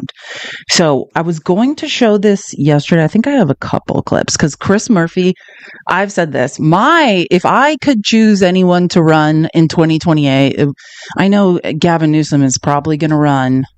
And it's nice to see that he's stopping being weird. He had a couple months there. I was like, what? Is he okay? But my candidate would be Senator Chris Murphy from Connecticut. Oops, this is the wrong clip. I have a series of 3 clips.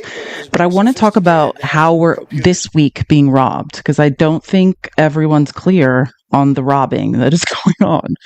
And I found a few clips that really hammer it home. I just need to, here we go. So we did it once. That's what the reconciliation bill was. And now we're doing these. Well, according to Mike Johnson, we might even do it 2 or 3 more times. So Chris Murphy's going to explain it and then we can all discuss or whatever. This week, Republicans are codifying the DOGE cuts into law, and they're using an arcane budget gimmick to do it. This is important, so I want to walk you through what's happening this week. And I just want to say this because, again, if you're ever looking for information, doge.muskwatch.com, we have saved no money with what Elon Musk did. Turns out it cost us more money. So I just want to be clear, if you're under the impression that anything Doge did has saved us a dime, it has not. It has not. And even the only cuts after all, he said 2 trillion, then it was 1 trillion, then it was, what was the last one? Was it 50 or 60 billion? It's 9 billion, right? And it's like PBS, NPR. And even then, None of that matters because all of the illegal firings, everything we have done, we're going to have to pay out much more. But again, that's what they're doing right now is rescission of these Doge cuts. You know, every year Congress has to pass a budget, and it has to be bipartisan because in the Senate, you need 60 votes to pass a budget. Congress did that back in the spring. I voted against that budget. I didn't like it, but it passed with Republican and Democratic votes. What Republicans are doing now is using a provision in the budget law that hasn't been used since the 1970s. It's called a rescissions law, and it allows Republicans with just 50 votes, not 60 votes in the Senate, to cut out of the budget anything they want. And so what they're doing is they are cutting out of the budget all the things that Doge targeted. With this rescissions bill, they are going after all the foreign aid funding that Doge hates, and they're going after PBS and the Corporation for Public Broadcasting. They're literally going to take Sesame Street off the air. Why would Democrats ever again negotiate a bipartisan budget with Republicans if Republicans 2 months later can just pass a partisan bill that keeps the spending that Republicans like and cuts the spending that Democrats supported in the bipartisan process? So understand how exactly what he's saying, because I think MAGA, sometimes you get bogged down in, well, it's a good thing. It's actually not in any way mathematically cutting off a simple amount of foreign aid. Stopping with the carrot and just using the stick is not necessarily a good idea, right? We have thousands of pounds of food. How many millions, or is it millions of pounds of food that are officially rotting this week? During Take Care, we care about children week, we're wasting a bunch of food that's rotting in warehouses that was supposed to go to children. And it's not tons. Yeah, it's tons. It's like metric tons. I can't remember how many. It's a lot. Is it 500 tons? Yeah. Okay. And I think I have a clip about that somewhere. So understand that's part, but this is food that we have already paid for. So just understand that. Like, this food just rotted and we could have just handed it out to kids that needed it. It's like wafers and high calorie things for children who are in, countries facing famine and things. And we just let it rot instead of just handing it out. Like, it's still locked in the warehouses. This isn't just really bad policy. This is just another way that Republicans are corroding the rule of law, the institutional norms that have held together our democracy for decades. This is a really important week. This is a dirty trick that Republicans are playing. It's going to have real practical impacts on our security and on families, but it's just another assault on democratic norms. And here's what you need to understand. What he's describing is, in addition to how reconciliation bills are being done, which very much they said they plan to do that 2 or 3 more times just in this 4 years. Normally, if you understand the flow of Congress, there's like 1 or 2 bills that go through like by now. Then if you don't know this, Congress goes on recess for August. So the month of August, they'll all be gone, and really what's starting then is campaigning, right? For the midterms. Either they're going to bolster someone else's campaign who's running, or they will be running themselves. So starting in August, they're all going to kind of disperse. They stop doing effed up things that are going to piss us off because they're all going to start smiling and trying to get us reelected. So in addition to them apparently after the midterms planning to come back and use this fake math and reconciliation, they're doing this rescission thing, which he's saying. So understand, let's just say hypothetically, we come back from the midterms, Democrats control Congress, right? What he's saying is we all agreed bipartisanly, Republicans and Democrats, whether you agreed with it or not, it was passed, a budget was passed. And then he's saying they're using a law and setting the precedent that, hey, even though there was a bipartisan agreement and funds were legally appropriated and moved out of Congress, that they can just, it's not binding. You can just change it. You can just claw it all back, say, never mind, we changed our minds.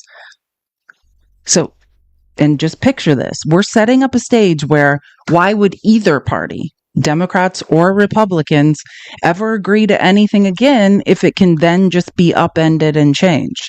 Same thing with the reconciliation bills. We can use reconciliation to bypass the Senate filibuster and force anything through we want, funding anything we want. That's what we've watched Republicans set the precedent for.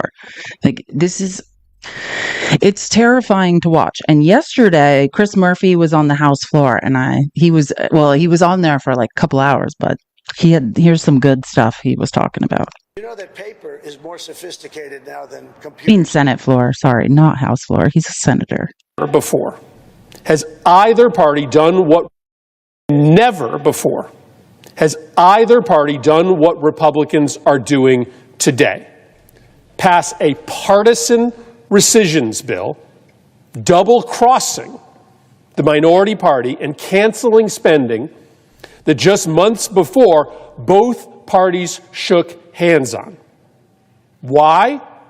Why has this never happened before?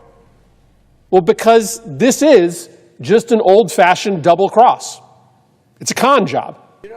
Republicans and Democrats agreed on spending levels. First, in a bipartisan appropriations bill passed in March of 2023, and then again in multiple bipartisan continuing resolutions. And then to use the rescissions process to just double-cross the minority by using that process, which only requires 50 votes, to just then cancel the minority party's priorities. That's immoral. It's unethical. Suckering your partner into a deal in which you get something and they get something, and then using the back door to cancel the part of the deal that you don't like. That's bad faith. It's why no party has done it since 1972. The power has always existed. 8 different times, either the Democratic Party or the Republican Party could have cut a bipartisan spending deal and then used... Thomas, what are you... Stop saying things that no one cares about. What are you talking about? State the obvious, weirdo. If you think you're doing something, Thomas, all you're doing is bothering people. This is not the place to say dumb things, Thomas. No one said anything was illegal. You're just saying things. What we're trying to tell you, Thomas, is Republicans are setting a precedent where we can all just double cross each other, right? Congress, the legal appropriator of funds, and I could list to you a million ways Trump has violated the Constitution if you care, right? Congress passed a budget, a bipartisan budget. Then those funds, and this is how appropriation works, right? It goes to the not the Congressional Budget Office, sorry. Where's Russ Vought? The Office of Management and Budget, right? The money, the appropriations goes to them, and then they distributed it. And that's what happened with Nixon, right? Like impoundment. You have 45 days to appropriate the money to where it's going to go. Right? Like when Biden was kind of like withholding weapons from Israel. That's an example because you don't necessarily, you're like, I don't know if I want to fund a G-side, but legally, as we learned in the Nixon era, you can't withhold funds. That Trump's first impeachment was for withholding funds illegally over the 45 days. There are so many ways that we are violating the Constitution, violating law, violating checks and balances. But this situation we're talking about right here is less about if you can find an obscure law to go back on your word. The point is do we want to set a precedent that we just, let's say, when you're no longer in control, you're in the minority, Democrats have control of Congress, we promise you a bunch of things, and we say, hey, let's come up with a budget together. And we say, you can have these things that you want. Here's some cuts. You guys need some things. That's how negotiation works. It's give and take. We need this. You need this. We agree upon it. And then basically we just say, just kidding. And we take it back. That's what we're talking about. We're talking about if we want to set a precedent where Congress appropriates funds, we sign a budget, and then you just say, never mind, and you use some obscure law from like early 1900s to just say, just kidding, and claw back appropriated funds. Because just like it's happening now, This will then be used against you in the future to fund things you don't necessarily want to fund. The question is, when a bipartisan agreement to fund the government is agreed upon, should we set a precedent where we just betray each other on it, depending on who is in power? That's the question. Or should we just, when Republicans and Democrats negotiate, or hopefully in the future we move to Scandinavian democracy where there's many parties, I think that would be much healthier. When we agree on things, should we stick to them? It's not a matter of you trying to get at people in the comments and like do a gotcha. It's just like, hey, should we be decent people or not? Like, that's the question. And if you don't know that Trump has violated the Constitution left, right, and center, then I think you need to read the Constitution. I think you are not aware of what's happening. But that's not really the question. It's just like, I want bipartisan negotiation to happen. I want, even if the Republicans are in the minority, like, I want to work together. I want I want everyone to get a little of what they want. I think that's how America should work. Rescission's power to just cancel the parts of the deal they don't like, but it's never happened because it's bad faith, because it destroys the ability of the Senate to function in a bipartisan way. It's kind of like if you traded baseball cards as a kid and you made a trade with your best friend, and then in the middle of the night, you snuck into his house and you took your cards back so that you had his cards, and now you had your cards as well. Nobody would think that's right. But that's exactly what's happening here. It will become hard, maybe even impossible, and Senator Till has laid this out very well, to write a bipartisan budget ever again, because the minority party now knows that they can get double-crossed. Before anyone, we just all drag our feet. Like, no one will ever agree to anything again. Like, this is not, I mean, if we're no longer going to be decent people, if you want to march toward fascism, cool. But otherwise, why not just do what we say we're going to do? I think that would be a good idea. Oh, yeah, the 14th Amendment's been walked over. I completely agree on that. Who said that? Yvonne? Yeah, the 14th Amendment is a travesty, what's happened in this country. But that's what we're talking about. It's just a matter of, do you want to be decent or do you not want to be decent? Like, when you're in the minority, and also, do we want the checks and balances to work? Because that's the issue. Like, if you're in this live yelling at a leftist or saying, show me where it's illegal, show me. And I think that's what you were saying. If you think that the fighting is lateral, I would say you're missing the point and you're not listening. Receive this information. The fight is not left versus right. The fight is us versus them. Right? The big, beautiful bill was the largest transfer of wealth to the top of the economy in a single U.S. bill in history. All the deregulation is a trickle-up economics. What we are seeing is a consolidation of money and power at the top of the economy. If you, for some reason, believe because you voted for Trump that you haven't been robbed, I would just say check the math, because you have. Unless, and I say this seriously, unless you happen to be a billionaire, because I have met one on TikTok. So unless you actually are a billionaire, then I stand corrected. You're on the right side of, your point makes sense. But this is not a left versus right anymore. It's not who's in what bathroom, who's praying to what God. There's 1,000 people who seem, or however many billion, we have like 88 billionaires in this country or something. They seem to want to continue to rob us. And that's what we need to be concerned about, is money inside of politics and how to get it out. As long as it takes $2 billion to elect a president, we're effed. As long as K Street can exist, that's the street where all the lobbying firms are, we're effed. Trump has not drained the swamp. He's grown the size of it. Our attorney general is a lobbyist, a lawyer for lobbyists. She lobbies for foreign nationals, lobbying on U.S. soil. I don't think you understand what's going on here. This is us down here versus a few very rich people who have consolidated all the money and the power in this country. So we got to stop fighting each other and just find whatever we can agree on, because that's where we're at now. We're in a very scary place. Okay, what? I have so many things I need to talk about today, and I feel like we've gotten basically nowhere.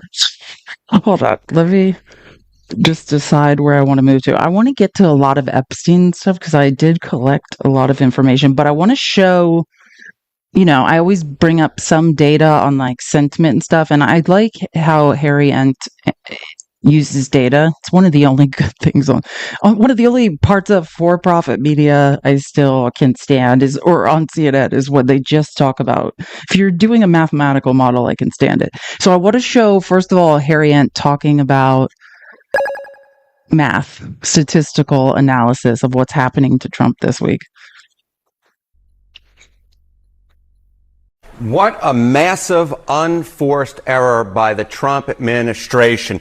Donald Trump would love this story to go away, but in fact, interest is climbing higher and higher, to quote Jackie Wilson. Look at this. Google searches for Epstein up 1,200% this week versus last. And get this, it is currently the top topic search with Trump on Google alongside his presidency. So Donald Trump normally, leans into stories in which there's controversy, like tariffs, for example. This is a story in which he's trying to get away from, basically saying, why is anyone still interested in this story? But the bottom line is people are very interested in this story to historic degrees, at least this week. Give us some perspective. You see that 1,200 number about other stories in comparison, how people are viewing this one. Yeah, okay. So, I mentioned tariffs earlier on, right? Epstein has been Googled a lot since Monday. He's actually been Googled 1.4 times as much as tariffs has been Googled, and that is, of course, a huge news story. How about Grok, which is another insane news story this week? I mean, my goodness gracious. But in fact, Epstein has been Googled 2.5 times as much as the Grok story has been Googled. So the bottom line is this is a story in which there's a lot of interest, and it's one of the few stories in which both Steve Bannon and Elon Musk are going after Trump, at least the Trump administration. He's managed to bring together two parts of the administration or two parts of the fan base that have normally been against each other. Yeah, you can bet on anything, and this proves it. What are you seeing as far as whether or not people think that they will actually release these Epstein files? Yeah, I know my buddy Vin from Jersey would love for the Trump administration to release more Epstein files. But get this, Trump releasing more Epstein files in 2025. This is the betting market odds. You go back 2 months ago, it was 43%.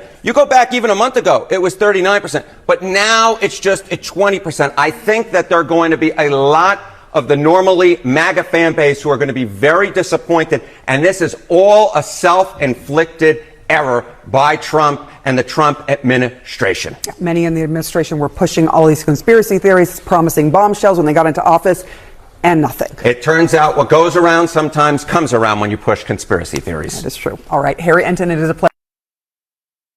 What a massive, unforced error by the Trump administration. Donald Trump would love this story to go away, but in fact, interest is climbing higher and higher.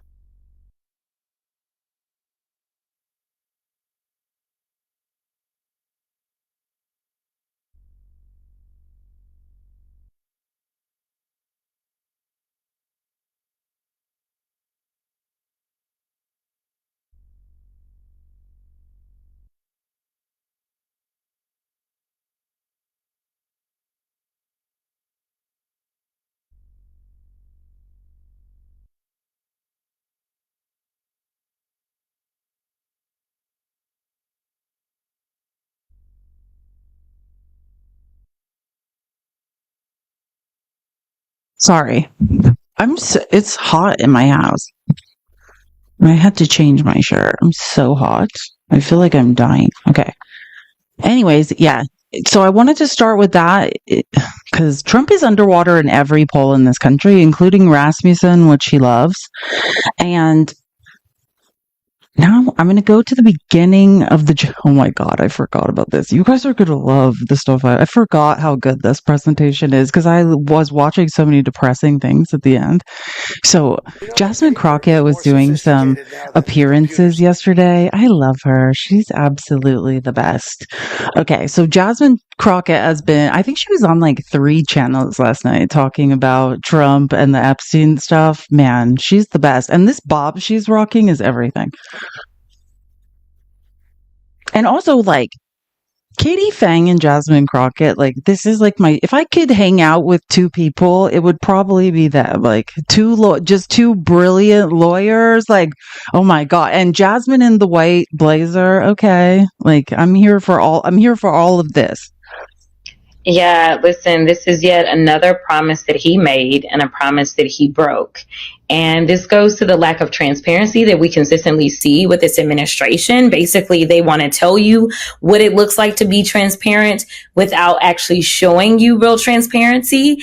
And, you know, for him to say he's a non-factor, he never really was, when we can go and find pictures and pictures and pictures of the 2 of them together, that's a very interesting concept, right? This idea that like he's a non-factor. Well, why were you hanging around with non-factors, Mr. President? Like, what was that about, right? Like, honestly, I think that he's making it worse by deciding that all of a sudden, now that he seemingly is privy to everything that is in the files, now it's a matter of, I don't want to release it. So long as he was on the outside, I guess he just wasn't confident in the investigations and did not think that there was anything that necessarily linked him in, even though we know that there's video footage of people that were young at the time stating that they may have engaged in sexual activities with the president at some point in time. Even though, as you mentioned, this is somebody that was found liable for sexual abuse. This is someone that when it came down to the Miss USA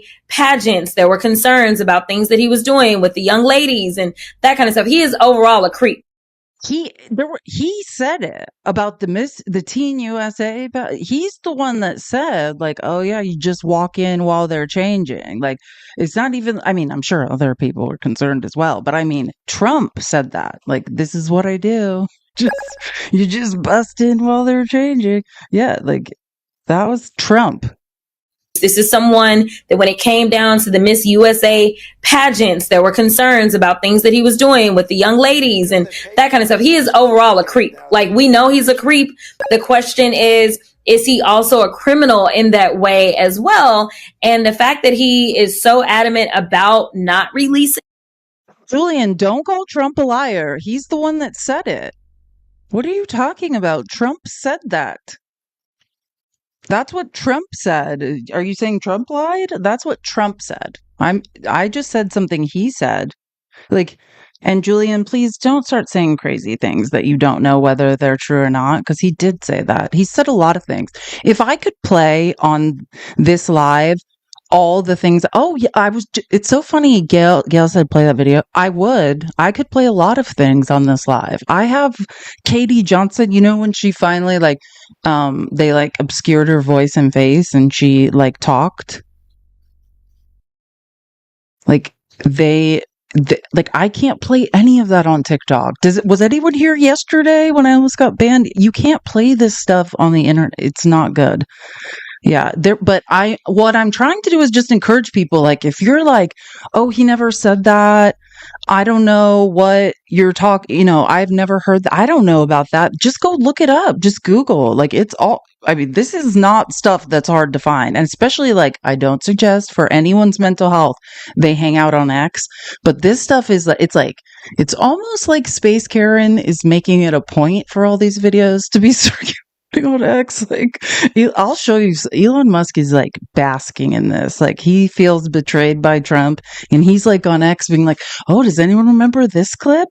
It's all floating around X right there. It's leftist.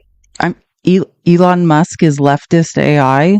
Grok is in the news this week. Julian, I want you to. I want to believe you have any idea what you're talking about. But there's a literal Atlantic article this week because Elon Musk's AI tool is behaving like Mustache Man. It is the opposite of leftist AI. You could say. I wish you knew what you were talking about, but you sound idiotic. And I mean that in the nicest way I can possibly mean that. Not to be rude, but you have no idea what you're talking about, and we can't waste any more time on your idiocy at this point. the Epstein files, I think kind of answers the question. It's just amazing to me, though, that this is the thing that MAGA decided was like just a bridge too far, right? It's like, wait a minute, now we had a lot of stuff. And yet it totally makes sense that this is what MAGA world will be melting down over, right? I mean, it's kind of on brand for them to lose their shit over. You see, like, let's take Julian, because who was it that said that? Was that Julie? Says he has 0 followers. Julian has 0 people following him, which tracks because Julian has no idea what's going on. But like, just think about it. Like, Julian's a good example of the different like stages of idiocy in MAGA, because there's people in MAGA you can have a really like a pretty good conversation with. Especially, I'll say this, I always talk about this when I debate with Pickles, like the young kids, the gaming, the red pill bros that voted for Trump, their brains still work. Like, you show them information, you start showing them primary resources and stuff, a lot of them will be like, oh, I didn't know that. Like, I didn't.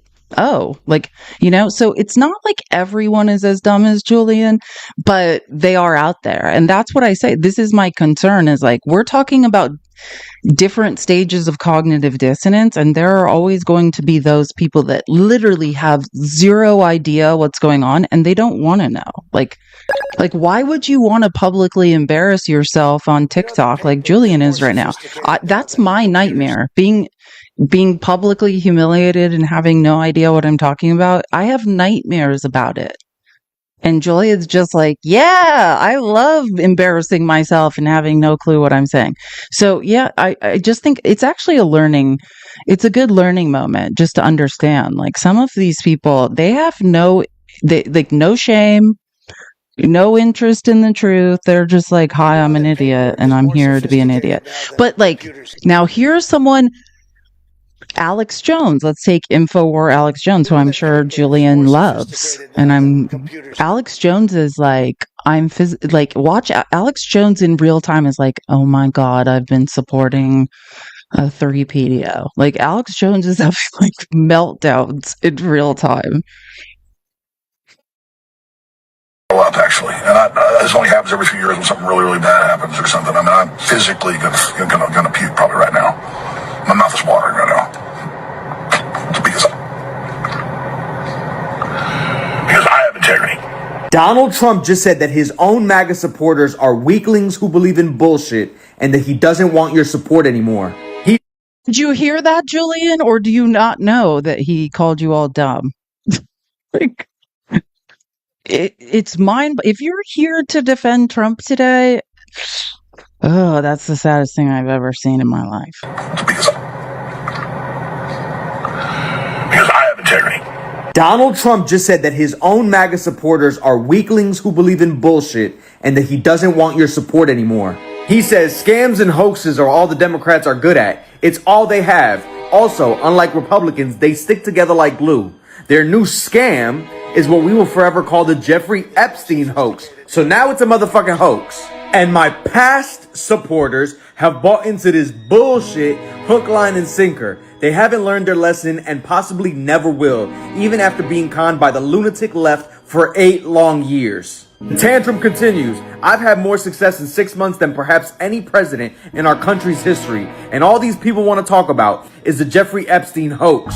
Let these weaklings, yes, MAGA, he's talking to you, continue forward and do the Democrats' work, because I don't want their support anymore. Thank you for the attention to this matter. Make America great again. MAGA's not taking it well. Listen to what MAGA's saying. I've been a loyal Trump supporter since 2016. I lost a job, friendships been smeared online, doxxed, and pressed charges on people who've stalked and harassed me for supporting him. If Trump doesn't want my support because I care about the Epstein files, then I'm done. Bye. Or this other poster that said, I accept your terms, Mr. President. You don't want my support? It won't be given. I'm out. And others, some of the biggest MAGA conspiracy theorists, QAnon people, Alex Jones is about to throw up, literally, because he's figuring out in real time that the person who he supported.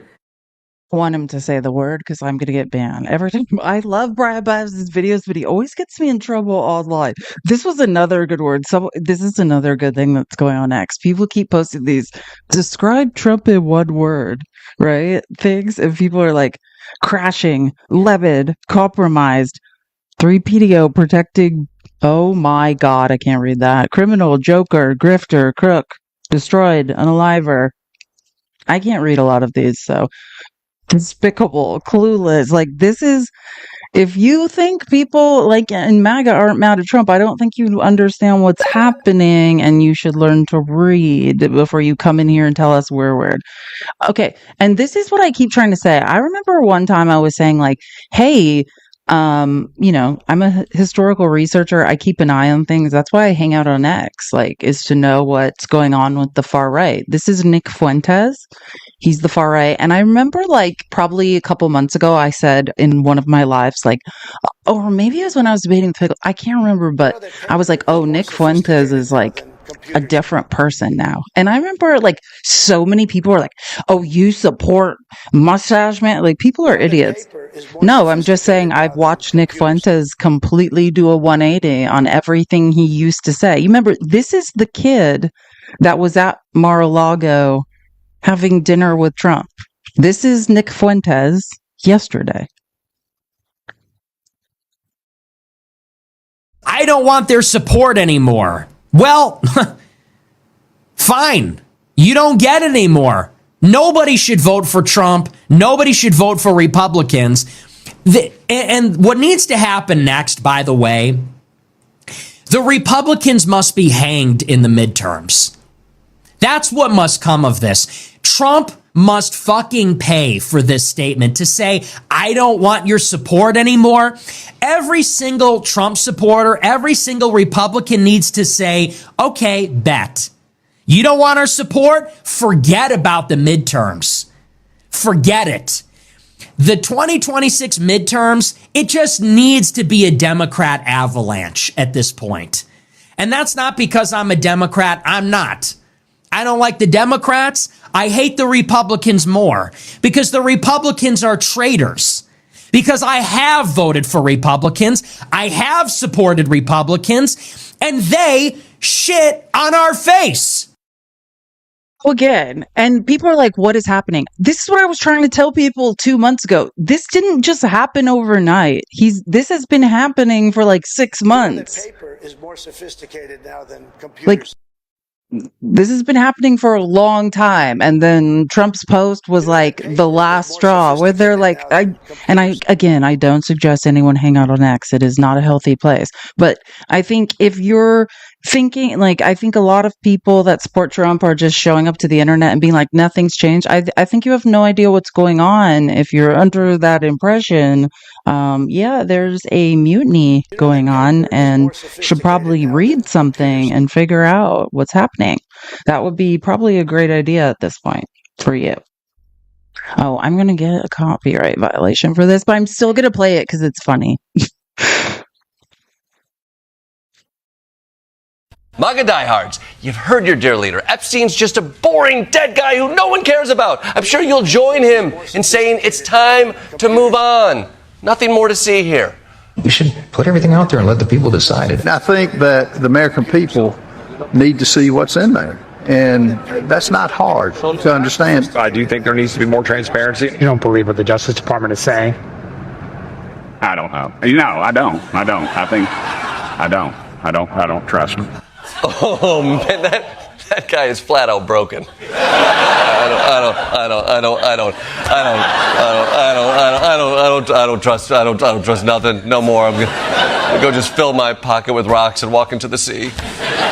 Tell Manu Raju I love him. I mean, things are so bad, even Lauren Boebert is demanding answers. Although being Lauren Boebert, she has a particular way of putting it. Of course, we want answers. No one is satisfied with what has been received or lack thereof. No one is satisfied with the rollout of this. Yes, Mr. President. If Lauren Boebert was in charge, you better believe she would leave people satisfied.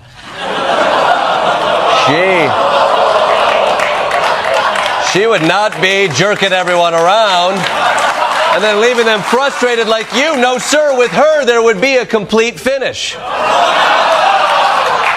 This is a shocking turn of events for Donald Trump. His own sycophants are breaking ranks with him, and even worse, they are demanding accountability. I think moving forward, we need a special counsel. That has got to happen. I want answers, and maybe that takes that special counsel to do so. Maybe Matt Gaetz can lead the special counsel. I not talk about this on Monday, how they're saying, like, before Charlie Kirk bent over for Trump and pretended he didn't think this stunk, that they sat there at that Turning Point USA conference, Charlie Kirk and Megyn Kelly, saying we need to get rid of Pam Bondi, even though that's idiotic. Pam Bondi's just doing what Trump wants. And then some guy in the audience is like, let's replace her with Matt Gaetz. It's like, let me get this straight. You guys are mad about a cover up of a child trafficking case, so you want to replace the AG with someone who has been investigated for child trafficking, and that investigation is public and you could all read it, and he had to leave Congress because of it. Like, MAGA, you guys can't make decisions because you can't read. You want Matt Gaetz to investigate underage sex trafficking? Because it makes sense in a sort of game-recognized game way. I can see Matt Gaetz pulling up to R. Kelly's house saying, I'm putting together a team. Also, legally, I have to introduce myself. And this special counsel thing might have been the last straw, because by this morning, Trump had absolutely lost it on his supporters. He posted this morning. He said, my past supporters have bought into this, quote, bullshit, hook, line, and sinker. Don't even think about talking of our incredible and unprecedented success because I don't want their support anymore. God damn, he went full messy bitch. If you can't handle me at my sex crimes cover-up, you don't deserve me at my alligator concentration camps, you sluts. Jordan Klepper is funny, but it's true. And I just point something out because, MAGA, I know a lot of you can't read, but you're interested in the Epstein stuff. Just understand, it's not just that it's a federal investigation that's being covered up. You know that, right? Like, there was Pam Bondi, the current attorney general, who works for Trump, who you guys are all like, let's fire her. She was the former Florida attorney general. She investigated Jeffrey Epstein, and on a state level, when Ron DeSantis was trying to like impress MAGA and pull Trump's MAGA base out from under him when he was going to run for president, those files have been released. So the fact that Trump is now sitting here saying it's all a hoax, it's all a lie. Like, imagine how crazy that is. It's not like it was just a federal investigation. There's a state investigation that you can read the court files that are public. So, of course, that's not true. You're saying that's BS? It's not BS. It's true. I don't know what to tell you. That's the truth. And I've read them. Like, I read them on this live when they came out. So, yeah, it's not just like Trump can't just say this is a hoax. There were state investigations of this, right?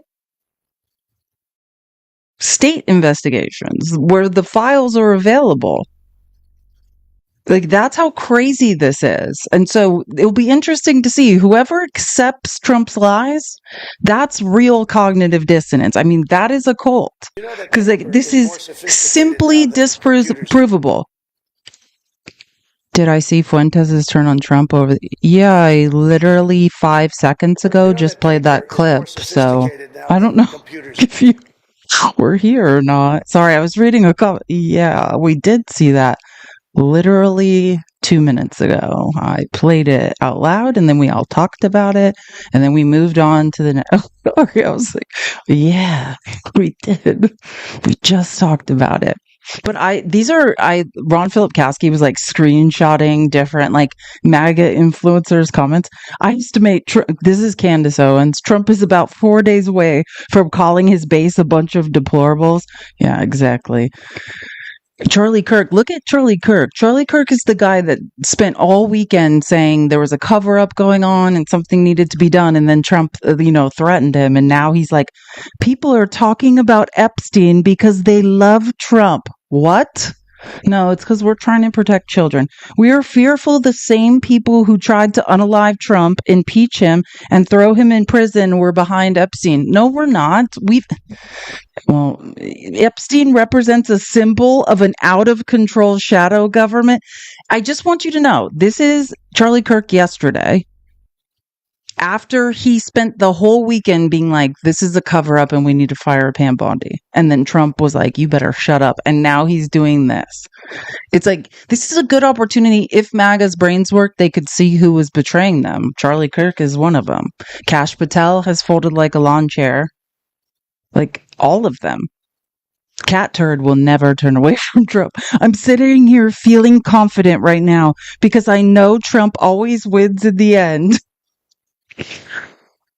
And Alex Jones yesterday, why is Trump destroying MAGA in real time? Yeah, because he already got what he wanted from you guys. It's like, it's almost like, and Alex Jones has money. That's why Alex Jones doesn't care he was robbed. Or like, we were all robbed. It's unbelievable. Let me just play. This is right before the presidential election, October 2024. This is Tucker Carlson interviewing Elon Musk. I think this is great to remember how hypocritical all these people are. Now, Trump ran on releasing the Epstein files. He said they were real. He was going to release them. Pam Bondi, literally, since Trump has been in office, says the list is on her desk. This is right before the election. There are a lot of videos, apparently. Those rooms on the island, and I think out in New Mexico, were wired for video. Right. And where's the video? I mean, between Diddy and Epstein, it's good. There's probably several thousand hours of footage here. Yeah. Yeah. It's kind of weird that the people on those videos are lecturing the rest of us about our moral failings, isn't it? Yeah, it's weird. What is that? Well, I mean, part of how they deflect attention from themselves is by, criticizing the morals of others. Yes. So it's sort of like a preemptive moral strike. Yes. I mean, as I said, I think those who are saying Trump is a threat to democracy are themselves actually the threat to democracy. So now imagine this. Elon Musk is now 24 hours a day saying Trump's a threat to democracy and is covering up the Epstein files after saying all this stuff and accusing the left of covering it up. Now remember, because we have a lot of MAGA people in this chat who have no idea what's going on. On Tuesday, every Democrat voted to release the Epstein files and every Republican voted that down. Every Republican in the House voted to cover up the Epstein files. Every Democrat voted to release them. And to the person or whoever has 6 followers, CXJJRPLS, who said, shouldn't I be putting in a septum piercing? I don't even have pierced ears. I have 0 tattoos. I'm a good Hispanic part black girl. My body's a temple. I'm not even allowed to cut my hair. So your weird stereotypes about what I should or shouldn't be, all I know is your brain doesn't work. Like, you're the person who's in here talking like I have a problem. At least I know what's going on. You've been robbed and are talking to me about whether or not I have piercings. I don't have any. I don't even have ear piercings. But thanks for stereotyping me and saying something idiotic and we can all know now that your brain doesn't work. Instead, every single Republican, Trump ran on releasing the Epstein files and is now forcing a cover-up.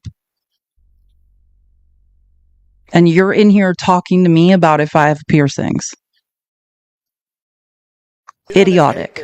Truly. You are what's wrong with America. Idiotic. You should be ashamed of yourself. Go read a book. Truly. And I mean that.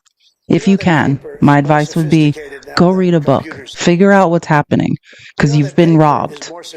And you're in here asking if I have piercings. Bless your heart. Like, God, what is wrong with men? No, I do not want to make out with you.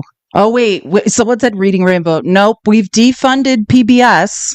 We've defunded PBS to give billionaires more money. But this guy doesn't know that because he can't read.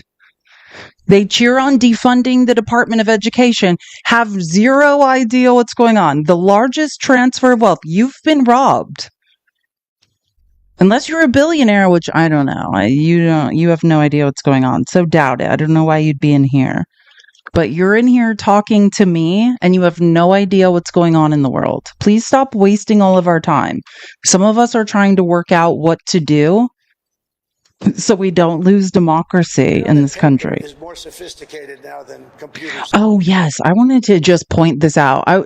So this is a clip that was played yesterday on CNN. Remember, Trump sued, I want to make sure I get this right and say it right. Trump sued CBS/60 Minutes, said that they edited clips of Kamala Harris to look favorable. They didn't. They offered Trump the same amount of airtime.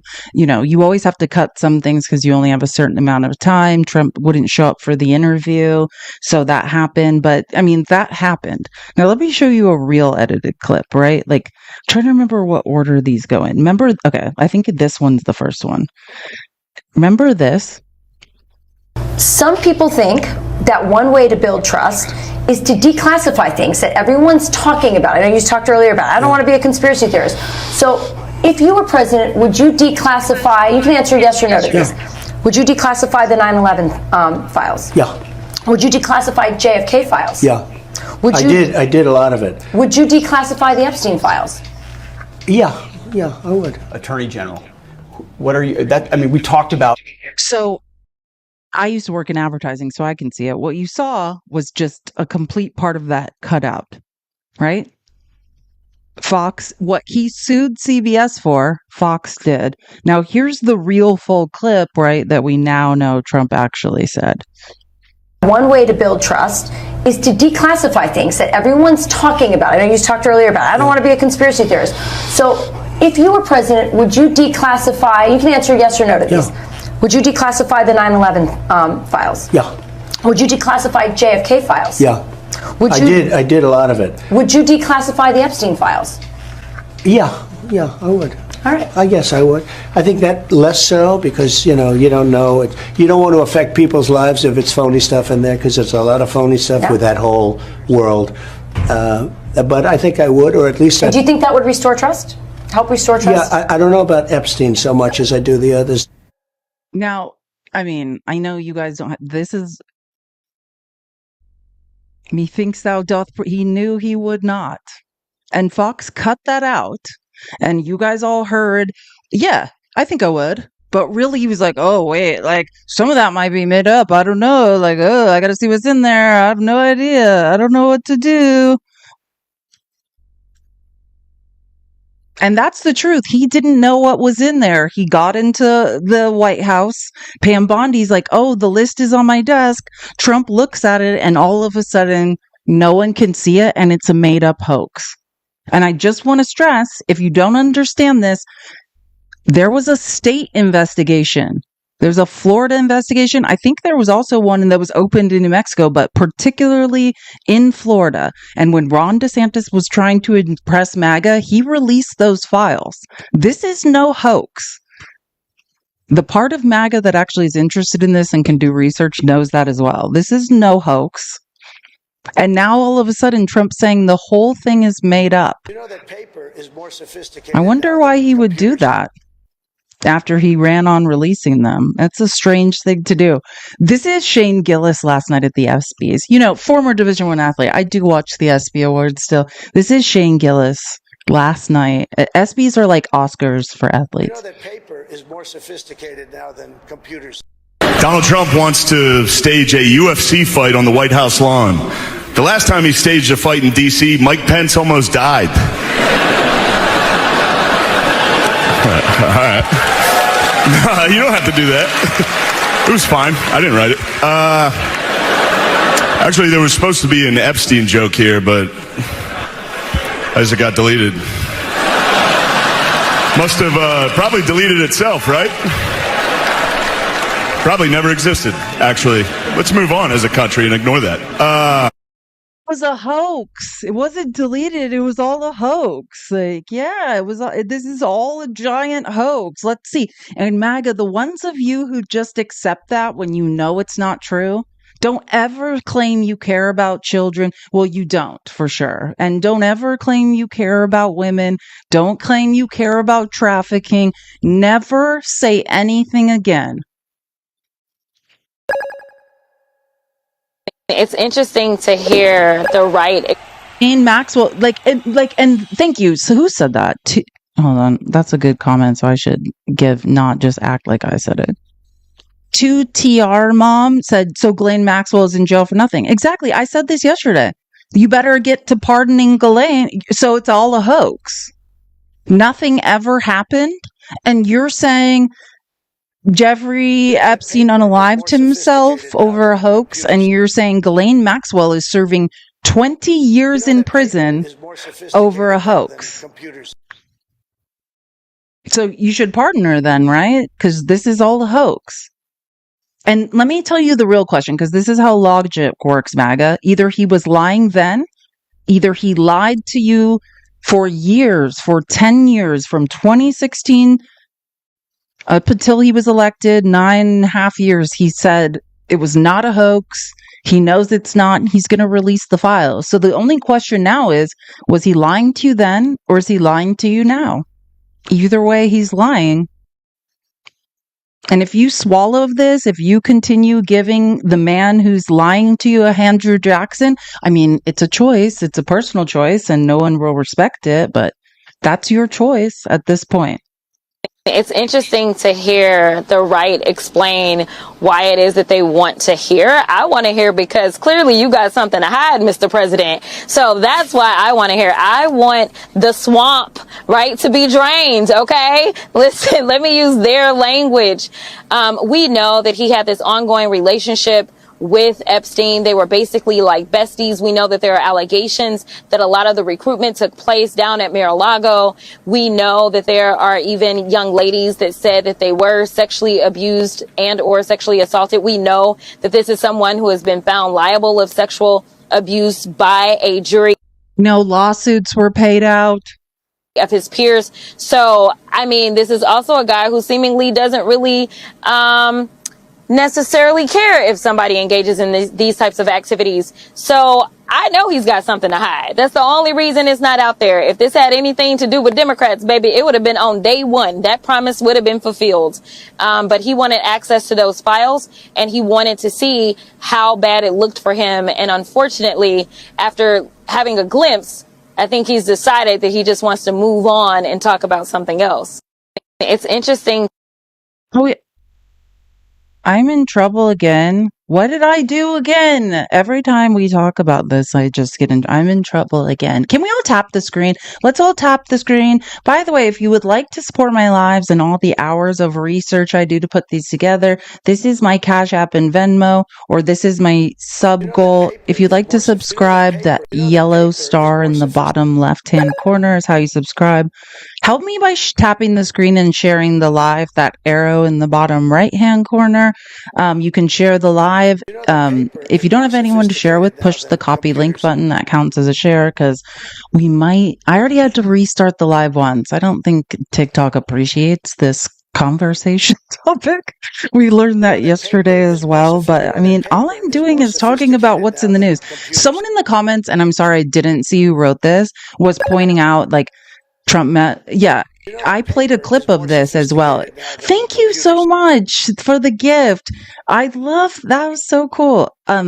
Yeah, I was playing a clip. It's that paper is more sophisticated. Rumor Trump met Melania through Epstein. That paper is more sophisticated. I could go into more detail about that, and I did yesterday. I played a clip about it, but I got in trouble. Yeah, like this goes deep. And thank you for subscribing, Kayla. And I think I'm going to show, I don't want to get into this, but what is alleging to be happen, right? Because I'm a researcher and I've gotten into this a lot. And the reason Trump is now saying this is all a hoax, is it is rumor that a major journalism outlet has, because if you understand how journalism and research works, when you're about to put out a huge story, you contact that person beforehand and you say, hey, here's a story we're about to publish. Here, it's all corroborated. We have sources. Here's the list of, like, let's say allegations in the story. Would you like to comment on any of this? Or do you dispute any of this? Like, do you have anything you want to say? And like, it's very much rumored. Oh my God, Wayne, thank you so much. That's so cool. My favorite New Zealand, my favorite Kiwi. It's rumored that there's some outlet that's about to put out a story about Epstein and Trump, and that's why he is behaving like this. And let me just show you, MAGA was talking about this today. I think I have so many clips to show, but I think these people are actually quite clueless. Oh, sorry, I missed all the subscriptions. Who bought these subscriptions? Joby bought 20 subs. Thank you so much, Joby1. You're so amazing. Joby1 Kenobi in the chat. Especially if you got a sub from him, make sure you thank him. Thank you. We hit our sub goal. That is amazing. I was like, what is how everything just turns yellow? I wish you guys knew what I was talking about. But I was like, what just happened? Thank you so much, Joby. You're so amazing. I appreciate you so much. Let me change this goal before I forget. And if you're not following me, please do follow me. Come back. I do the People's Receipts 3 to 4 days a week, 11:30 Pacific, 2:30 Eastern. Okay, 375. Got it. I'll be doing it again tomorrow because we have a lot going on this week.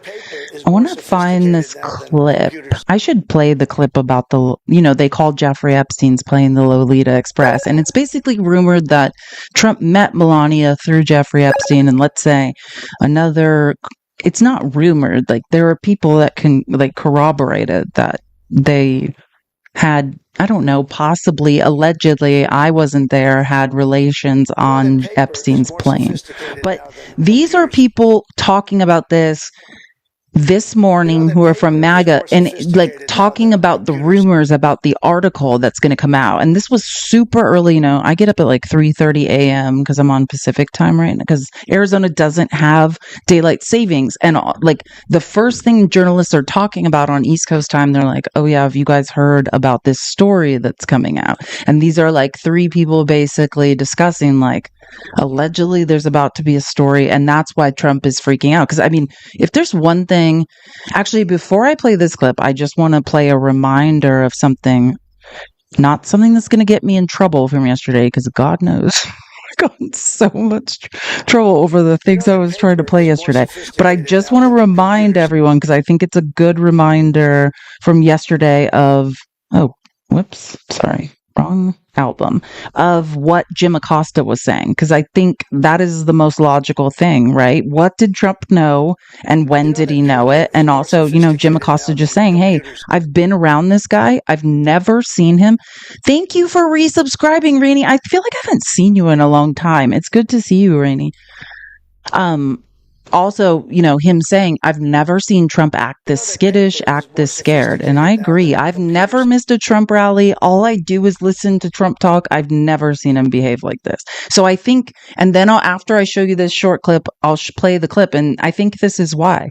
I think that's why he's freaking out and being like, it's all fake. It's because there's some for-profit media publication that has backed verified sources, and they're like, we're going to put this article out, and Trump's freaking out. Rarely has a Truth Social post lied so hard. I mean, that's my first reaction to that Truth Social post he put out last night. I mean, for years they were saying they were leading Democrats in the Epstein files. Now Donald Trump is saying on Truth Social that leading Democrats wrote the Epstein files and that they're a fake. And so, he's twisted himself into a pretzel on this. And it takes me back to that cabinet meeting that he had last Tuesday where, somebody asked the question of Pam Bondi about the Epstein files and he flipped out. And Ali, I've been around Donald Trump. I've been up close with him. I think I know when he's worried, and he is freaking out right now over these Epstein files. And it just raises the question, what is going on here? What is going on with Donald Trump And these Epstein files, we just don't know. And that's why Steve Bannon and so many others over the last several days have been saying, go ahead and release the Epstein files. Donald Trump, he's all for releasing the JFK files, the MLK files, all of these other files, but not the Epstein files. And it begs the question, what gives? And Ali, the question that I had earlier this week when the Justice Department put out that memo that tried to sweep the whole thing under the rug is, did some kind of directive come out of the White House, come from Susie Wiles, Stephen Miller, or Donald Trump himself to put out that memo? And if that's the case, that ties this whole matter back to the White House. And so that's why I think the age-old Watergate question is operative here. What did the president know? When did he know it? That is always going to be the question in my mind for all time until we see unredacted, unedited versions of these files, because nothing else makes sense. You told us they existed. Pam Bondi said the list is on my desk. We know there was a state investigation. Ron DeSantis released files from it. Like, it's not like it's just a federal investigation. We know this is real, right? Other jurisdictions, other countries have investigated this. Prince Andrew was investigated. Like, this is not you can't say this didn't happen. We know that it happened. So the question is only now, why the cover up? Like, what are you hiding? You ran on this. And that's the thing. That's why you under promise, over deliver. Like, you don't, Trump over promised so much and now is flipping out. Okay. So again, the clip I'm going to show you now is like super early this morning. Like, right leaning journalists are having this conversation saying, have you guys heard about the article that's going to come out? It's Mark Halperin basically being like, have you guys heard about this article that's going to come out about Jeffrey Epstein and Trump? One of the points of this platform in the age of transparency is to narrow the gap between elites like Dan and Sean and the people like the two-way community and myself. So let me share something with you that everyone, I say that in air quotes, everyone I know knows hasn't been publicly reported. Everyone I know believes a major newspaper, one of the top 3 newspapers in the country, is about to publish a piece about President Trump's relationship with Jeffrey Epstein. Okay? Everyone I know knows that. And people in the White House know that too. When that story drops, if it drops today, and some people think it might, it could drive the day. Sean, Dan, have you heard about this story? Well, I know because it's been circulating on the left, and I've had to double check that this is not, in fact, total conspiracy theories. Donald Trump knew Jeffrey Epstein pretty well. And I believe that his early courting of Melania involved Jeffrey Epstein. And this has been documented by many people. So, like, they're kind of talking about it on this clip, like, they're not sure. I think that was common knowledge. Like, I've heard many different sources, like, I thought everybody accepted that as reality. Like, I don't think that's like, it's not illegal. It's not illegal, like, to meet. Melania was an adult when they met. I mean, I guess is my point. Like, just to be clear, just because you met, that's not wrong, is all I'm saying. Like, and I've heard that many people talk about that. Like, so I don't know why they're like, it sounds like they're almost scared to say it. I don't know if they're scared of Trump, but I'm like, I thought that was just something. It's not like she was a child. And that has been reported by mainstream outlets over the last 10 years. Alleged, I guess. I want to be.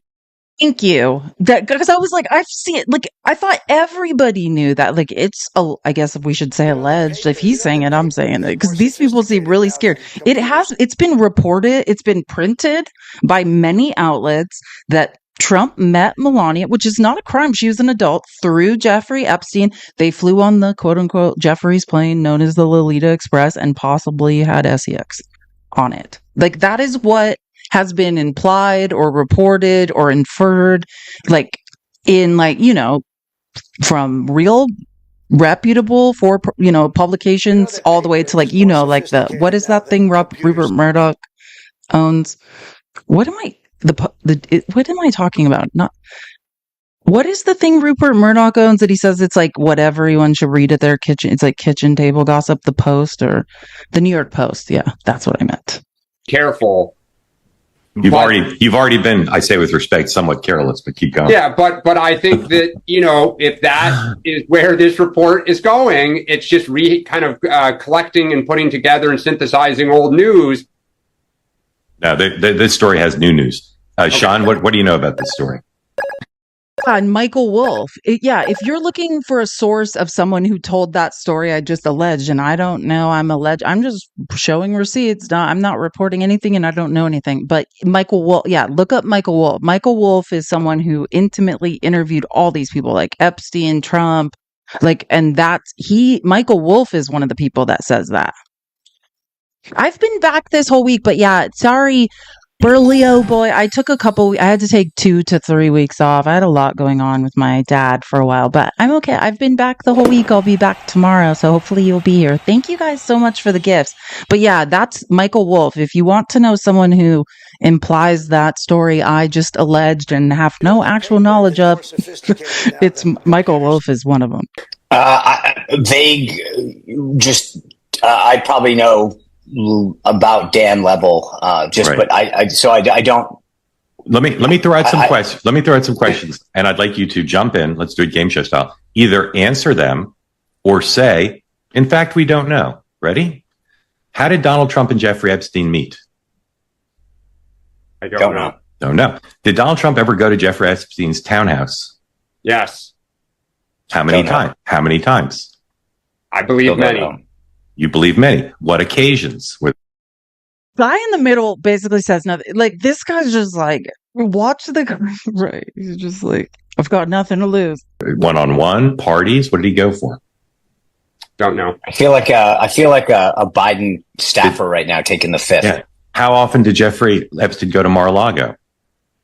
Don't know. Fairly often, because they banned him at the end. Well, you don't know how often he went.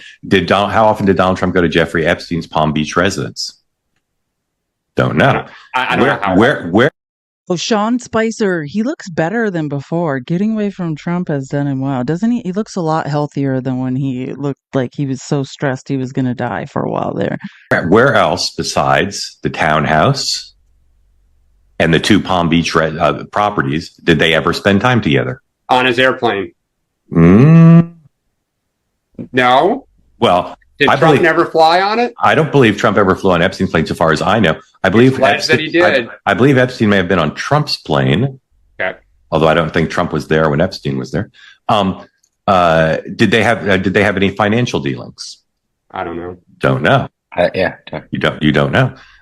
There are many unanswered questions, amazingly never been written about. Now, the thing people point to a lot is Donald Trump's interview with New York Magazine, a profile of Epstein where he spoke very glowingly about Jeffrey Epstein.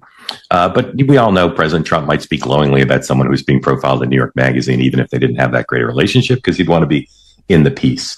In the search for explanations about the president attacking his base in a way he's never done, some people are pointed to his awareness of this story that's supposedly coming soon.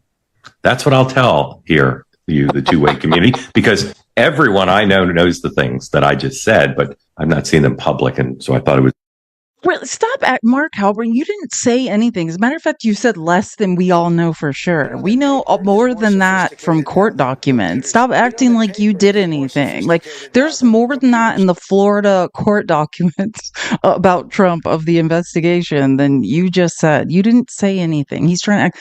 But I mean, I think what Mark Halperin's trying to do without making Trump hate his guts is saying the reason Trump's freaking out here is because he's been what happens in journalism is when that you're about to publish a story, you contact who it's about and you say, hey, we have corroborated sources, like our legal is backing this up and we're going to publish. Do you have anything to say? And that's what he's saying is about to happen or not happen, because I imagine behind the scenes right now Trump is doing anything he can to make that story go away.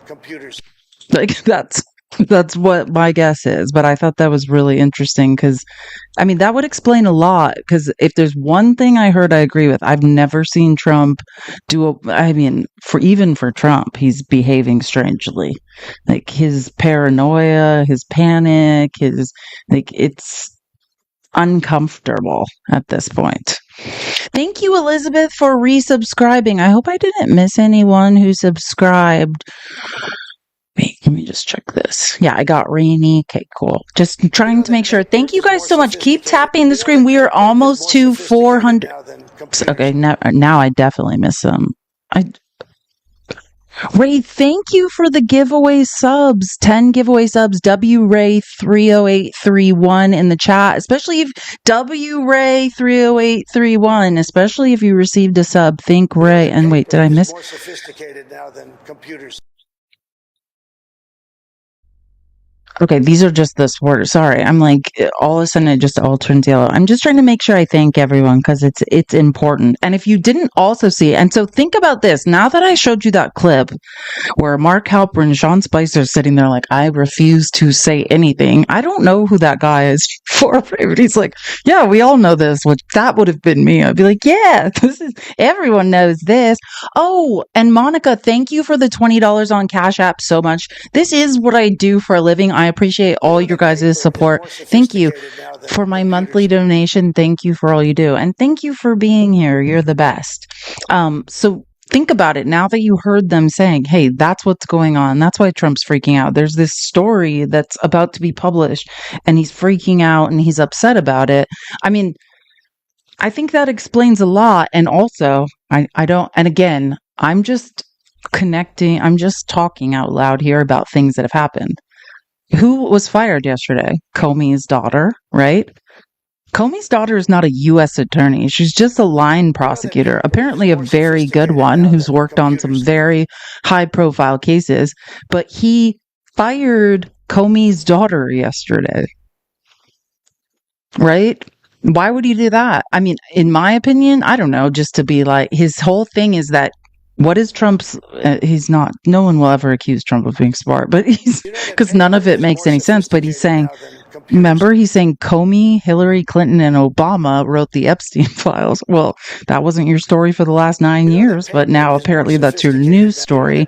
Then all of a sudden, yesterday afternoon, you disappear Comey's daughter, who worked on the Epstein and the Diddy cases. No, I don't think it's paranoia. I think he wants to imply to MAGA like, oh, she was up to something. Do you know what I'm saying? Like, I don't think that at all. I just think he's just being like, he's throwing names out. He's trying to cast suspicion and make things look weird.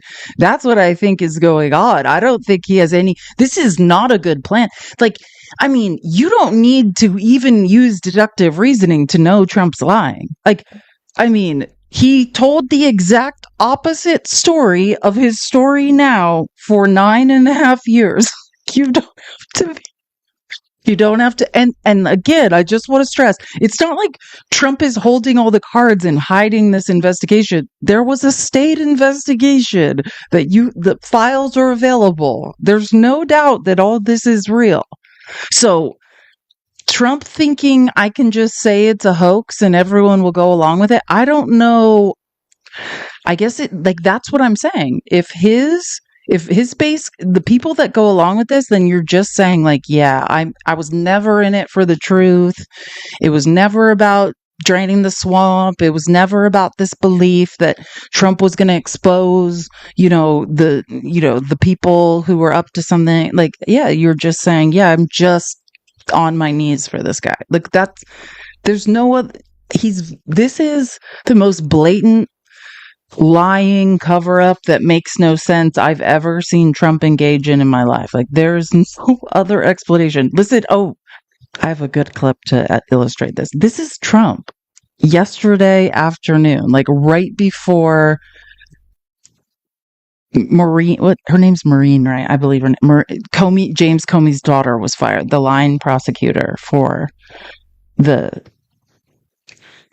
this is Trump on, oh my God, Real America's, like a show on Real America's Voice.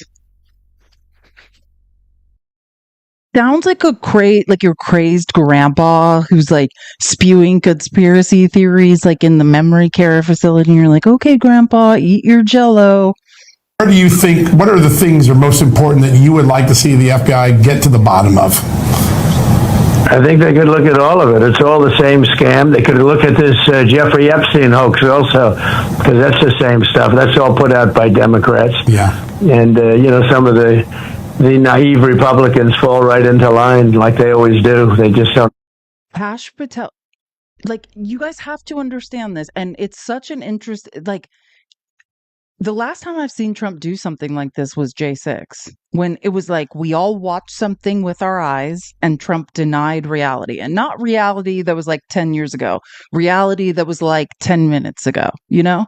It's like Kash Patel spent the entire time since you left the White House. Dan Bongino spent the entire time since you left the White House. Steve Bannon spent the entire time since you left the White House on live streams 5 hours a day saying that, investigating the Epstein stuff, saying that Democrats were covering up. Now he's saying that they wrote the files. Like, you have to understand how crazy this is, how ludicrous.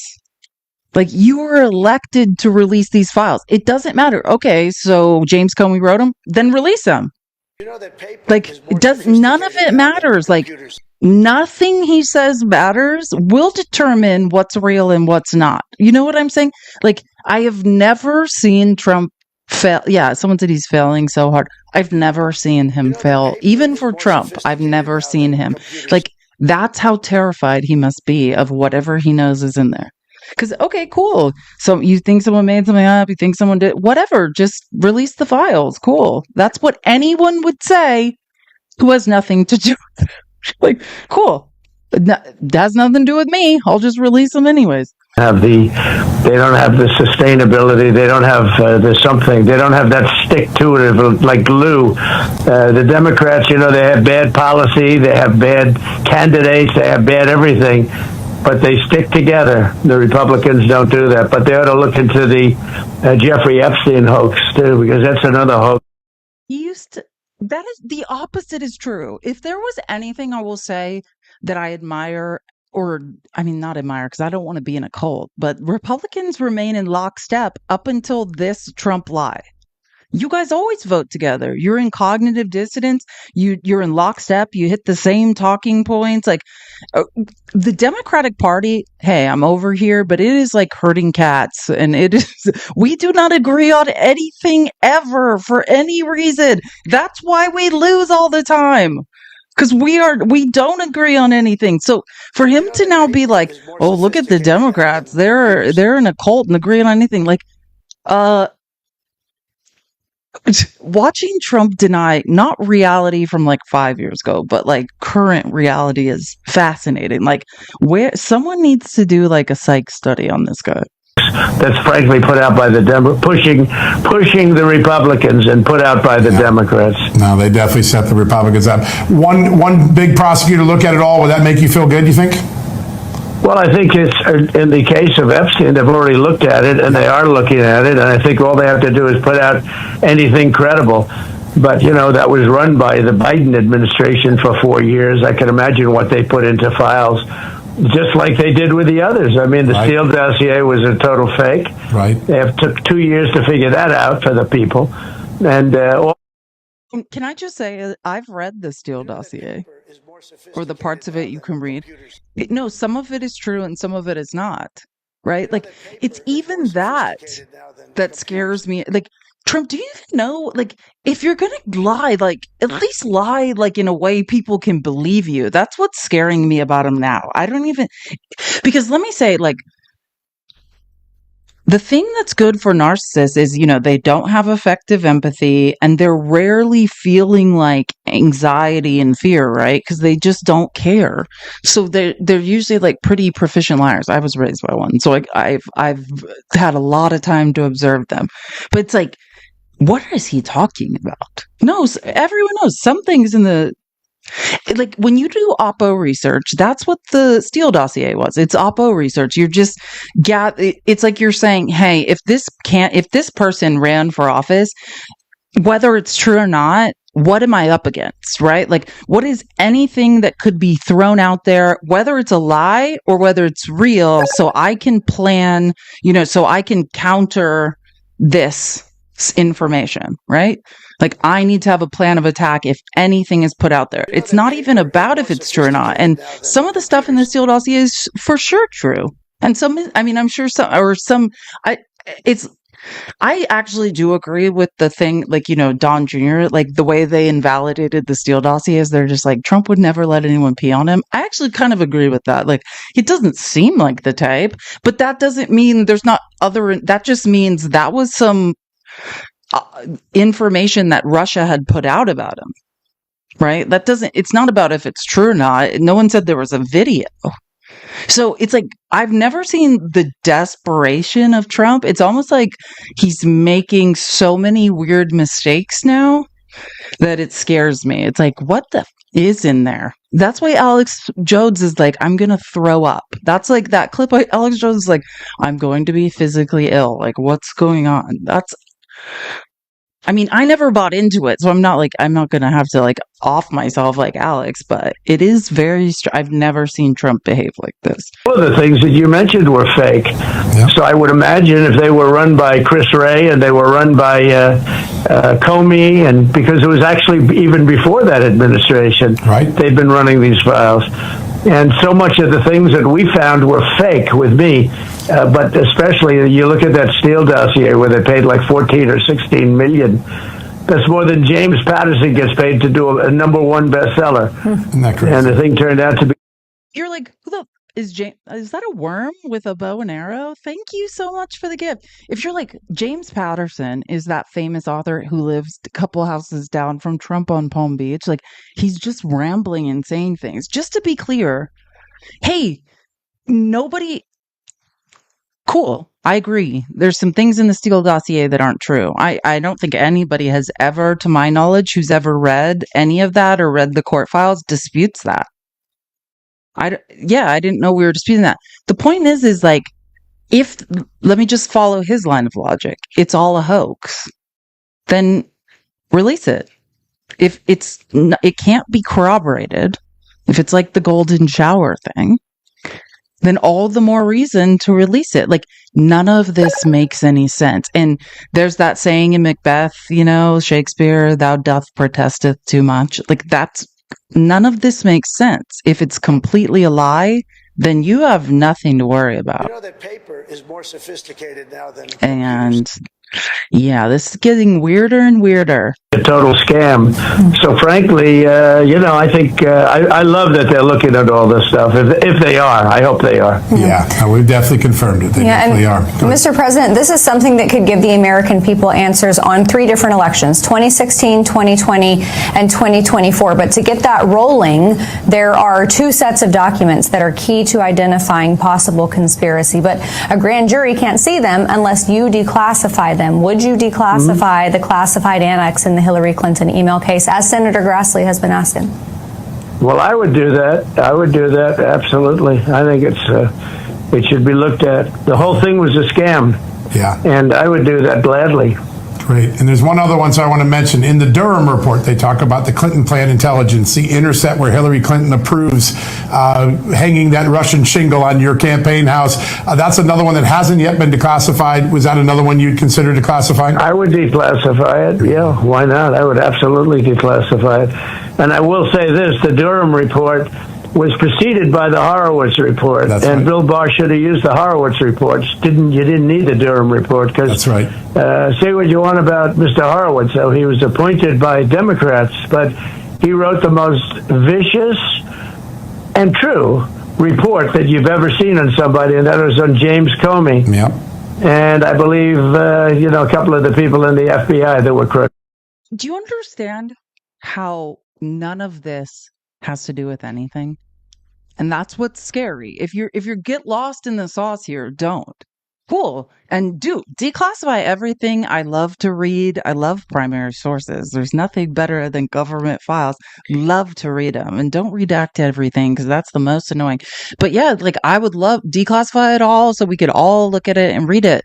And the Epstein files. What are you talking about? And that's why, understand, now we're talking about Horowitz because what Trump is doing is trying to say that Comey set him up. But you spent 9.5 years saying the opposite. that Comey was covering up Epstein, that Hillary Clinton was covering up Epstein for her husband, that Barack Obama was covering up Epstein. And just this week, you did a complete 180, and none of it doesn't matter what you say. The only answer is, that's cool. We hear you. Release it all and we'll just all read it.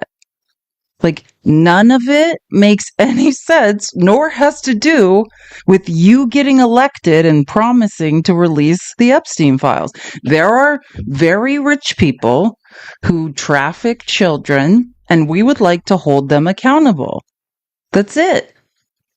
And you can say James Comey's name or as many times as you want, but that has nothing to do with cool, release the files. And the more he flails around and says all this weird stuff, the more I know he did something. But this report was so big, and then go back and check, even the New York Times wrote a violent editorial about Comey based on this report. Yeah. And for some reason, Bill Barr didn't use it. I never, it's such a disappointment, but he didn't use it. But that was one of the big things, and it got very little press. I think it was approximately 28 pages of corruption, absolute corruption. You're right. And that should have been used. Well, instead, Barr wanted to do a further report. Yeah. So he put Durham in charge, and, Durham took years. I mean, it took so many years. I think it was just a tapping. I think you ought to look at that, too. Why did they tap it along? They tapped. Well, again, none of that has to do with the Epstein investigation. I like, cool story, Orange Grandpa. Like, none of that has to do with what you ran on and promised everyone. Thank you for the $20 on Venmo, Donna. Beautiful name. I appreciate you so much. I like the way you spell it. Thank you so much. Yeah, like, it's getting worse and worse the more he flails around and does this. Like, oh wait, I forgot about this clip I wanted to show you guys. Have you guys seen this? It's like only 9 seconds, but it's like, oh my God, he's just like, they're just like, hey, like, what about this? And he's like, I don't know anything about it. It's like, oh my God, the more he runs around and just tells people to be quiet, the guiltier this man looks. Like, you're firing people, you're freaking out, you're like, it's all a hoax. And here's the point. If it is a hoax, then you need to explain why you lied for 9.5 years and tried to get elected on it. If it's not, either way, just release the files and then everyone can just comb through them and decide, what is valuable. Period. Like, and I think Jamie Raskin gave the best explanation. Either Trump has a vested personal interest in covering up those files. He's covering up for other powerful people, who are donating, have financial, political, or social ties to him, and he's covering up for them. Or 3, he wants to use that list as leverage or power behind the scenes to leverage other people to consolidate power, or some combination of all 3 of those. That's it. That's how deductive reasoning works. Or you just put it all out there like you promised. Like, now you are covering it up. Like, and I just want everyone, because it's so crazy to me, the 24-hour news cycle, it's almost like we're taking in so much information, we get amnesia. 2 days ago, there was a vote in Congress. Every single Democrat in the House voted to release the files. Every Republican voted to not release them. Why? And I don't think they independently did that. I think there were many Republicans in Congress. Oh my God, I forgot such a big part of this. Okay, this is kind of good news, I guess. Sorry. I forgot about maybe the good news. Where's my Ro Khanna clip? Let me show you. So Ro Khanna is the guy that wrote the amendment in the House that said, it's only 4 pages. If you want to read it, read it. There's no add-ons. It's very simple. It just says, hey, we're going to release the Epstein files and redact the victims' names, the children, who were children when they were assaulted. Like, we're not going to put their names out there. That's all. And originally in the Rules Committee, 5 Republicans voted that down. They had the public vote. All the Republicans voted against it. But Thomas Massie, who I think Elon Musk is now in some ways funding. Thomas Massie, the representative from Kentucky, is joining with Ro Khanna to force a vote on this. Thomas Massie, but you were just telling me he's gotten more support from Republicans. Where are you right now in terms of the support you need to move this forward? It's really remarkable. He's been texting me all day. We got Boebert. We got Marjorie Taylor Greene. We have up to 7 Republicans now. When I've worked with Thomas Massie before, it's been on war powers resolution. We're both very passionate that presidents have to come to Congress before taking strikes overseas. We did it to stop the war in Iran. We got exactly 1 Republican, Thomas Massie. And now we have 7. And it shows that this is a real fracture in the Republican base.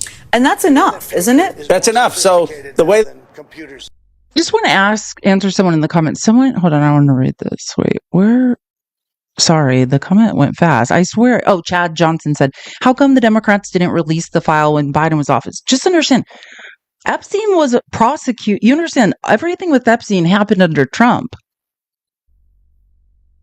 Do you know that? It happened in Trump's first term. The investigation, all of that happened under Donald Trump in his first term. No, that's not wrong. What Biden did was prosecute Ghislaine Maxwell and put her in jail. The only person who's paying is in jail for 20 years. That was Merrick Garland. But also, and I just want to make sure you understand the difference. And if you don't, I want you to do the research on this. How the government worked before Trump became a dictator was that the Department of Justice, the head of the FBI, the Attorney General were not part of the president's cabinet. If we were following how the founders wanted this government to operate before Trump became a dictator, no U.S. president should direct any investigations, the releasing of information. Everything Trump ran on, said he would, like, that is actually goes against how things operated. There's supposed to be separation. Like, the executive branch is not supposed to direct investigations or indict people because you could, indict your political opponents. Exactly what we're seeing Trump do now. Use it for revenge or retaliation or political, feelings and things like that. It's actually, you're not supposed to. Biden was doing the right thing. But if you don't know this and you don't know your years, everything that happened with Epstein in jail, Epstein's trial, that was all under Trump. His unaliving in jail, whatever happened under Trump. What happened under Merrick Garland and Joe Biden was the prosecution of Ghislaine Maxwell. And Ghislaine is in jail. So just to be, you might have your years confused. Don't worry, Bill O'Reilly does too. Bill O'Reilly, it was like, yeah, it was all in 2019 when Trump was president. Merrick Garland prosecuted Ghislaine, and she's in jail for 20 years. So if it's a hoax, Trump should pardon her and let her out of jail. It's not, though. And the other thing that has happened, and that there's some access to, if you want to look into this, there was a Florida investigation. Pam Bondi was the attorney general in Florida. There was a Florida investigation in Palm Beach County against Epstein. And when DeSantis was trying to impress MAGA when he was working up to his presidential run, he released some of those files. You can see that. Like, we know it's not a hoax. There's state investigations on this. Yeah. Look, it's not just a federal thing. It's state. Yeah, that's part of the reason MAGA liked Pam Bondi, is because of, what happened in Florida. So that's why Bondi was like, Bondi knows about this. That's why it's crazy that now she's like, amnesia.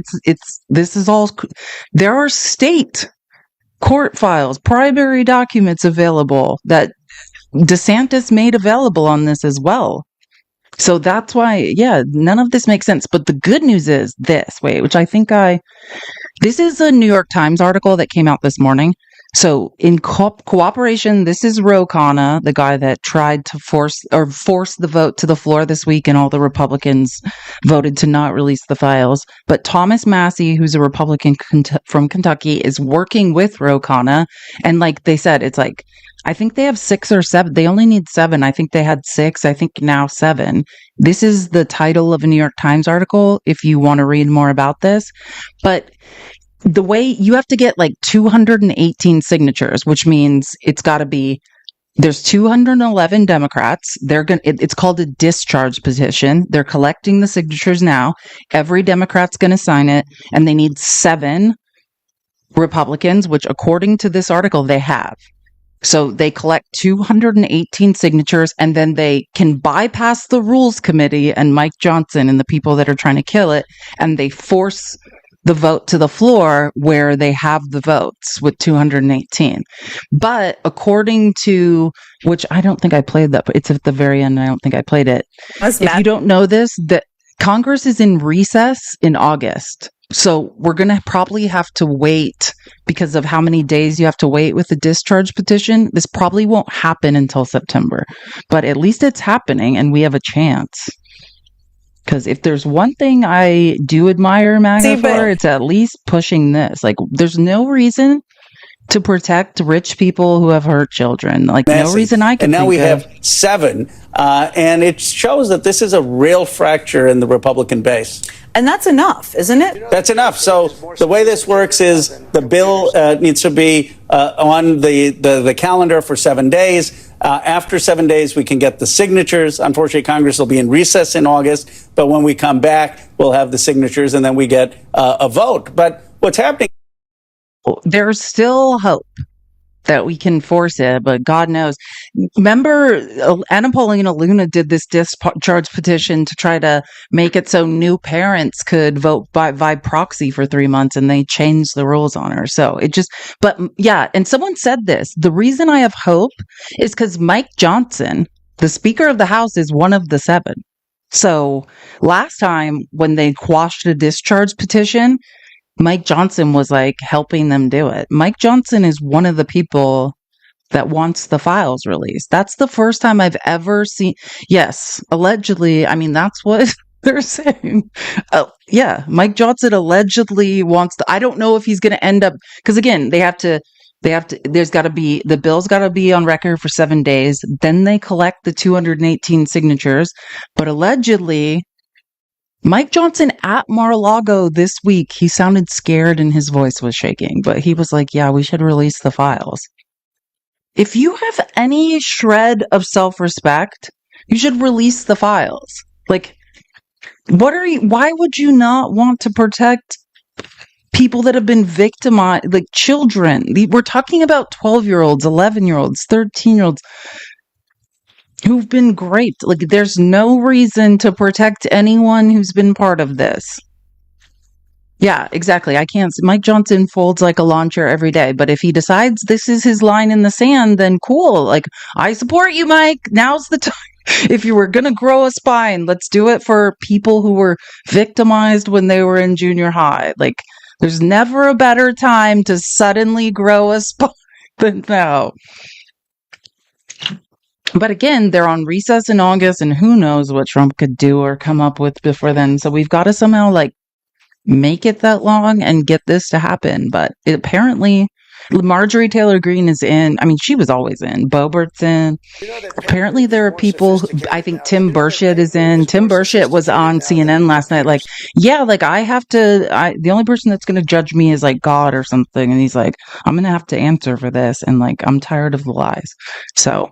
There are a few Republicans, and I just want to say, I think actually a lot of Republicans probably want the files released. They're just scared to stand up and say so. But I don't know. I mean, unless you are in them and guilty, why would you not want to help children get justice? Like, this is horrible.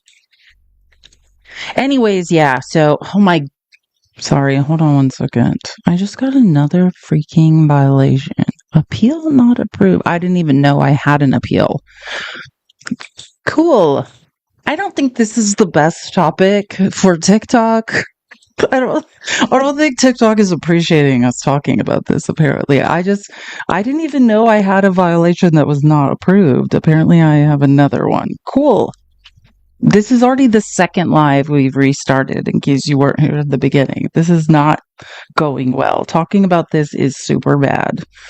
I'm trying to think if I have anything else that's like vital that I need to say because I'm afraid basically this live's about to be demonetized. I'm lost my second appeal today and I don't want to be banned for a week. So I think I'm right at the stage. I get banned and I don't want to not be able to go live tomorrow. So I'll do more research, look into some more things. I'll be starting as close as possible to 11:30 Pacific time, 2:30 Eastern tomorrow. And I don't want a week ban because that's the worst of the worst. Then I feel like I've been silenced.